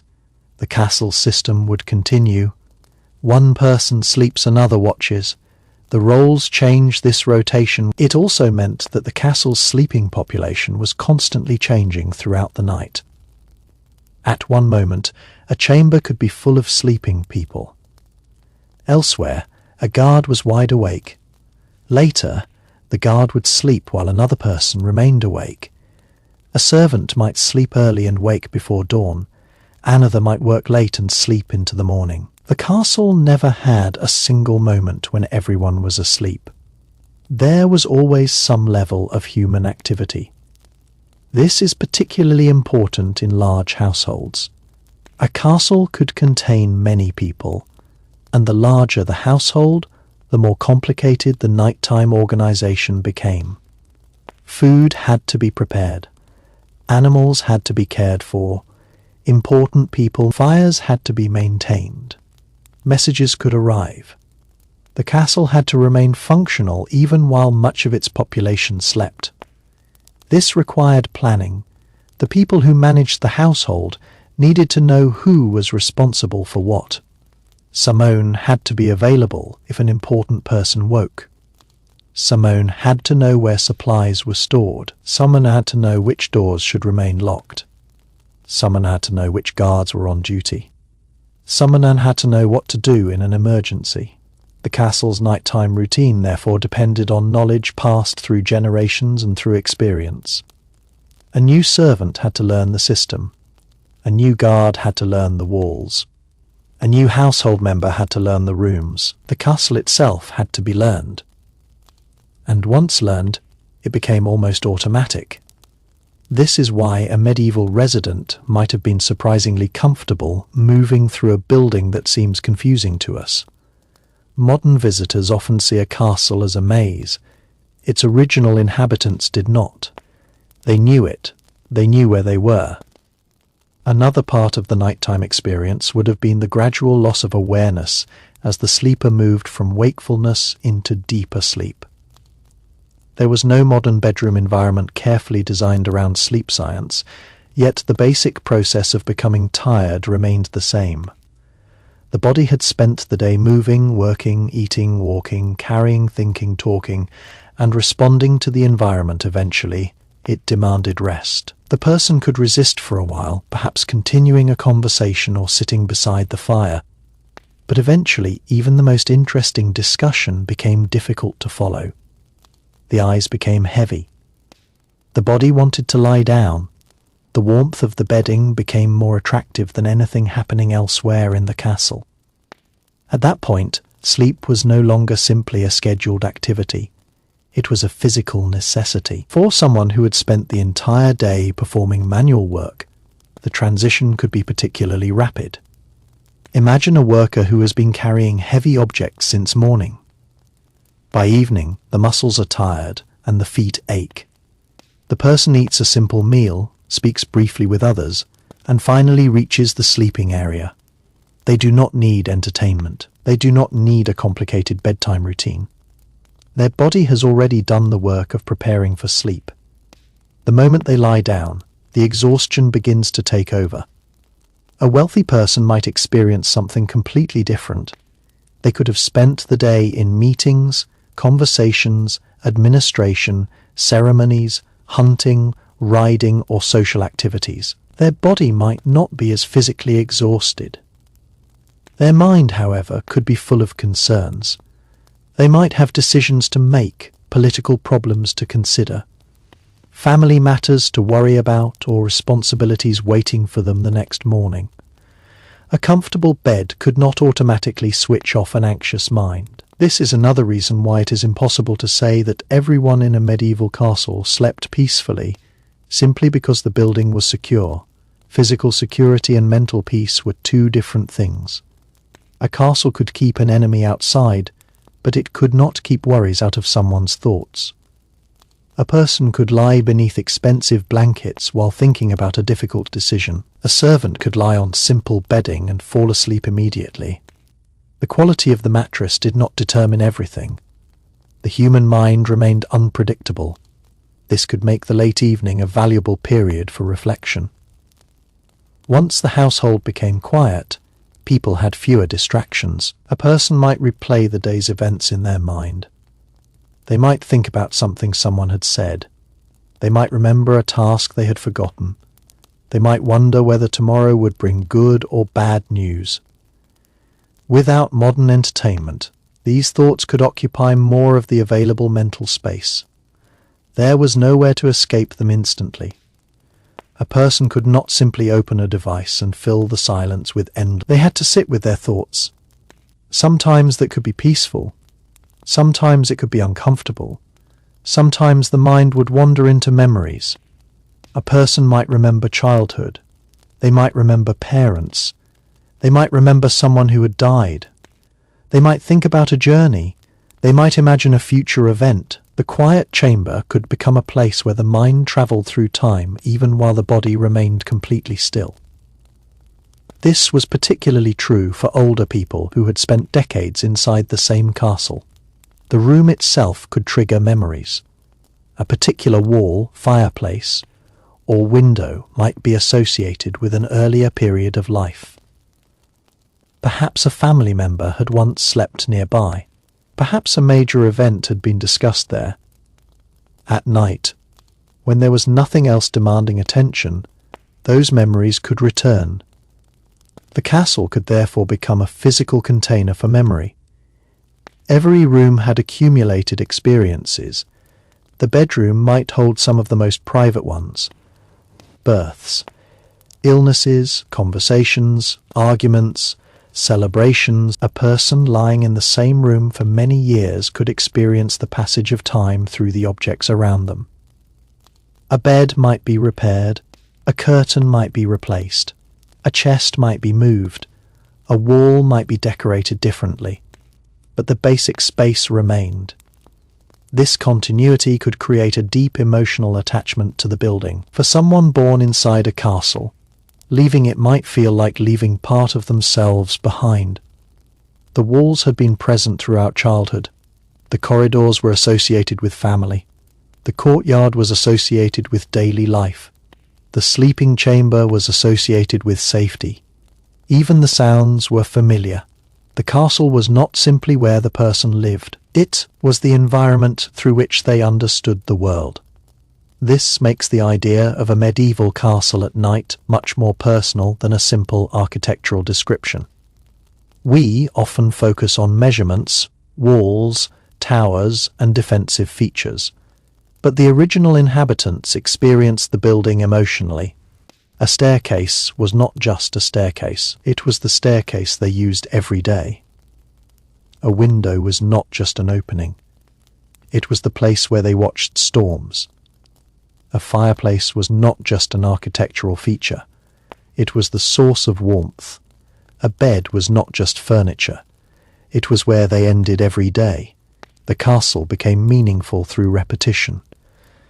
And repetition was particularly important at night. The same curtains were closed, the same fire was lit, the same doors were secured, the same routes were followed, the same beds were prepared, the same bells sounded, the same people occupied familiar spaces. This repetitive rhythm could make the night feel predictable. Predictability is one of the foundations of comfort. When you know what happens next, the mind can relax. The castle might be surrounded by uncertainty, but the nighttime routine could provide a sense of order. The gates close, the watch begins, the fire is maintained, the household settles, the guards change, morning comes, the sequence is familiar. This is why routines can be powerful even in difficult environments. They create small islands of certainty. Medieval people would have depended on these routines just as modern people depend on their own bedtime habits. Even if the exact details differed, the psychological principle was similar. A familiar sequence tells the body that it is time to rest. The medieval castle had its own sequence: evening meal, conversation, final work, preparation, prayer or private reflection, bedding, curtains, darkness, sleep. The order could vary, but the general transition remained, and because people repeated it night after night, the body learned it. The evening itself could become a signal. When the household became quiet, the body began preparing for rest. When the fire was reduced, the day felt finished. When the curtains closed, privacy began. When the candle disappeared, sleep was close. These physical signals mattered.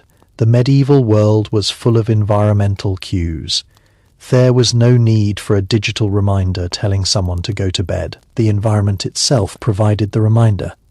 The changing light, the cooling air, the household becoming quieter, the closing of doors, the evening meal, the bells, the darkness. All of these signals guided behavior.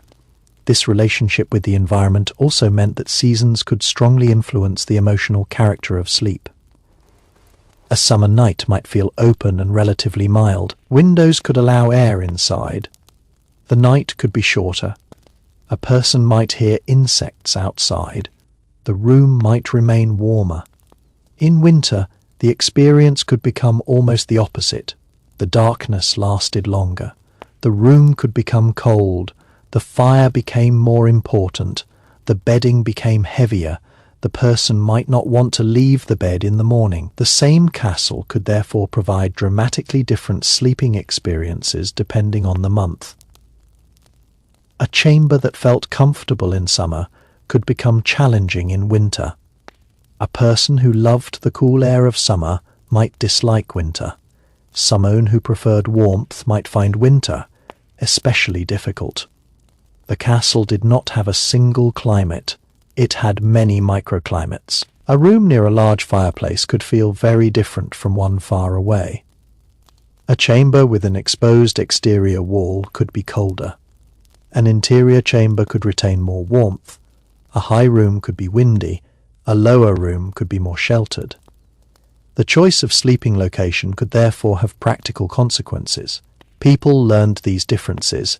They knew which room was best during which season. A household might change sleeping arrangements depending on circumstances. Even without modern heating technology, people could manage comfort through movement and adaptation. The same applied to bedding. In colder months, additional layers could be added. In warmer months, fewer layers might be used. The bed was therefore not static. It changed with the season. This flexibility was necessary because the castle could not maintain a perfectly controlled temperature. The occupants had to adapt themselves to the building. That may sound inconvenient, but human beings are remarkably capable of adaptation. After living in the same environment for years, a person becomes accustomed to it. They know how cold a room becomes. They know how much bedding they need. They know where the drafts are. They know when to close the shutters. They know when to open them. They know how to position themselves. Comfort comes partly from knowledge. As the deepest part of the night approached, the castle could become almost strangely peaceful. The people who had been talking earlier were now mostly silent. The last busy areas had settled. The great hall no longer echoed with conversation. The kitchen had become quieter. The courtyard was largely empty. Only the people whose duties required them to remain awake continued moving through the darkness. For everyone else, the night had become a period of withdrawal, a temporary escape from the demands of ordinary life. This was when the difference between a castle during the day and a castle at night became most dramatic. During daylight, every wall had a purpose that could be seen. A tower was a lookout point. A gate controlled movement. A hall brought people together. A staircase connected different parts of the household. A courtyard was filled with activity at night. Those same spaces became mostly invisible. Their functions continued, but they were hidden in darkness. A person lying in bed might know that a guard was walking somewhere above them, even though they could not see. They might know that horses were standing in the stable, even though they could not see the animals. They might know that the kitchen was downstairs, even though the room was silent. The castle became a collection of invisible spaces connected by memory. This could create an unusual sense of distance. A person might be only a few rooms away from someone else but feel completely separated from them. Thick walls, closed doors, darkness and silence created privacy in a way that modern people might find difficult to imagine. You could be surrounded by hundreds of people and still feel alone. That could be comforting. It could also be unsettling. The same isolation that provided privacy could make a person feel vulnerable. If you heard a strange sound, you could not immediately see its source. You had to decide whether it was worth investigating. Usually, it probably was not. A castle produces many ordinary sounds at night. Wood moves. Animals shift, wind enters gaps, doors settle, fireplaces crackle. Knowing which sounds to ignore was a skill. A person who reacted to every noise would never sleep. A person who ignored every noise could miss something important. The balance required experience. This is another reason why people who lived in the castle for years would have had an advantage over newcomers. They knew the difference between the ordinary noises of the building and something genuinely unusual. A new servant might wake at the sound of a door closing. An experienced servant might not even open their eyes. A visitor might become nervous when the wind struck a shutter. A resident might simply turn over and continue sleeping. The castle taught its inhabitants what to fear and what to ignore. That lesson was learned through repetition. Night after night, the same sounds appeared. Eventually, the brain stopped treating them as threats. This is something modern sleepers experience too. People who live near a railway line can eventually sleep through trains. People near busy roads can become accustomed to traffic. Someone living in an apartment may stop noticing footsteps above them. Familiar noise becomes background noise. The medieval castle had its own version of this adaptation. The guard's footsteps could become comforting rather than disturbing. The distant bell could become familiar rather than startling. The movement of animals could become part of the normal nighttime environment. The fire could provide a constant low-level sound. The castle's noise became part of sleep. There was also the possibility of dreams being influenced by the environment. A person sleeping near the sound of horses might dream about riding. Someone who had spent the day working with animals might dream about them.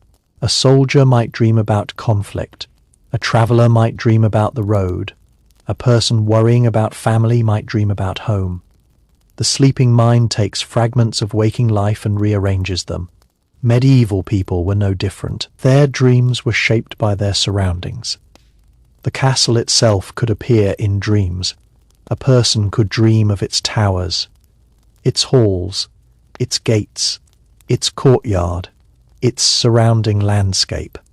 For someone born inside the castle, the building was not simply an object. It was part of their mental landscape. A child growing up within its walls would learn the castle almost as naturally as they learned their own body. They would know where sunlight entered in the morning. They would know where the warmest place was in winter. They would know which staircase was fastest. They would know where to hide during games. They would know which rooms were forbidden. They would know which adults were friendly. They would know which doors made particular sounds. They would know where they slept. The castle would become part of childhood memory. Imagine such a child waking in the middle of the night. They might hear a familiar sound and immediately know what it was. Perhaps a parent was moving. Perhaps a servant was passing. Perhaps the wind was blowing against the shutters. The child would not think about the architectural history of the building. They would simply think, "I am home." That may be one of the most important differences between the castle as we see it today and the castle as its residents experienced it. We see an ancient monument. They saw home. We see defensive walls. They saw familiar surroundings. We see a dark medieval chamber. They saw the place where they slept every night. This difference can make historical imagination much more powerful. Instead of imagining an empty room, imagine someone who knows every part of it. Someone has left a personal object beside the bed. Someone has folded clothing nearby. Someone knows which part of the floor creaks. Someone has memories associated with the window. Someone has slept there so many times that the room feels ordinary. The extraordinary becomes ordinary through repetition. A huge castle can become mundane when you live in it. The same towers that impress modern visitors may have been ignored by residents. The same walls that seem mysterious today were simply part of everyday life. And this was true of sleep as well. The person did not lie down every night thinking, "I am sleeping inside a medieval castle." They simply went to bed. They were tired. They had work tomorrow. That ordinary attitude is important. History often feels dramatic because we know the ending. The people living inside the castle did not. They did not know which future events would become famous. They did not know which ruler would be remembered. They did not know whether the castle would survive for centuries. They did not know that archaeologists would eventually study their rooms. They were simply living their lives. At night they slept. That makes the experience strangely intimate. The person whose name has disappeared from history may have spent thousands of nights in the same room. They may have fallen asleep while listening to the same wind. They may have woken to the same morning light.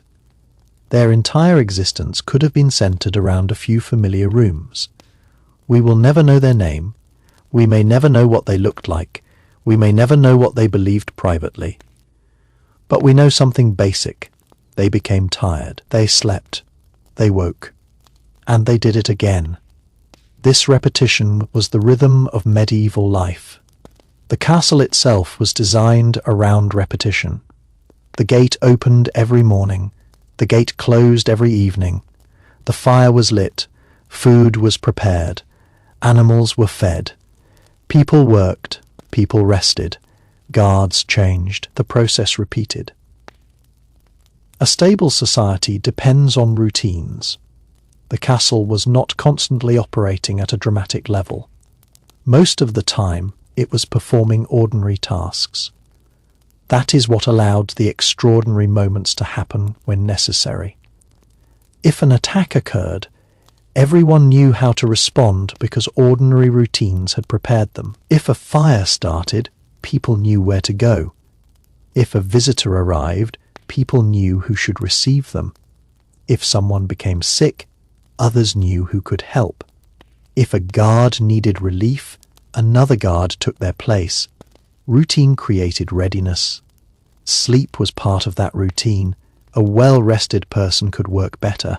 A rested guard could remain more alert. A rested servant could perform tasks more effectively. A rested ruler could make decisions. Even though medieval society did not understand sleep through modern biology, it understood its practical importance through experience. People who slept badly felt bad. People who slept well functioned better. The body made the connection obvious. This could also explain why certain sleeping customs were preserved. People repeated practices that seemed to work. They discovered which blankets were warmest, which rooms were most comfortable, which times were best for resting, which foods felt better before sleep, which positions were comfortable, which routines helped them relax. Some of these practices may have been based on medical ideas of the period. Medieval people had their own theories about health, digestion, bodily balance, and the relationship between daily habits and physical condition.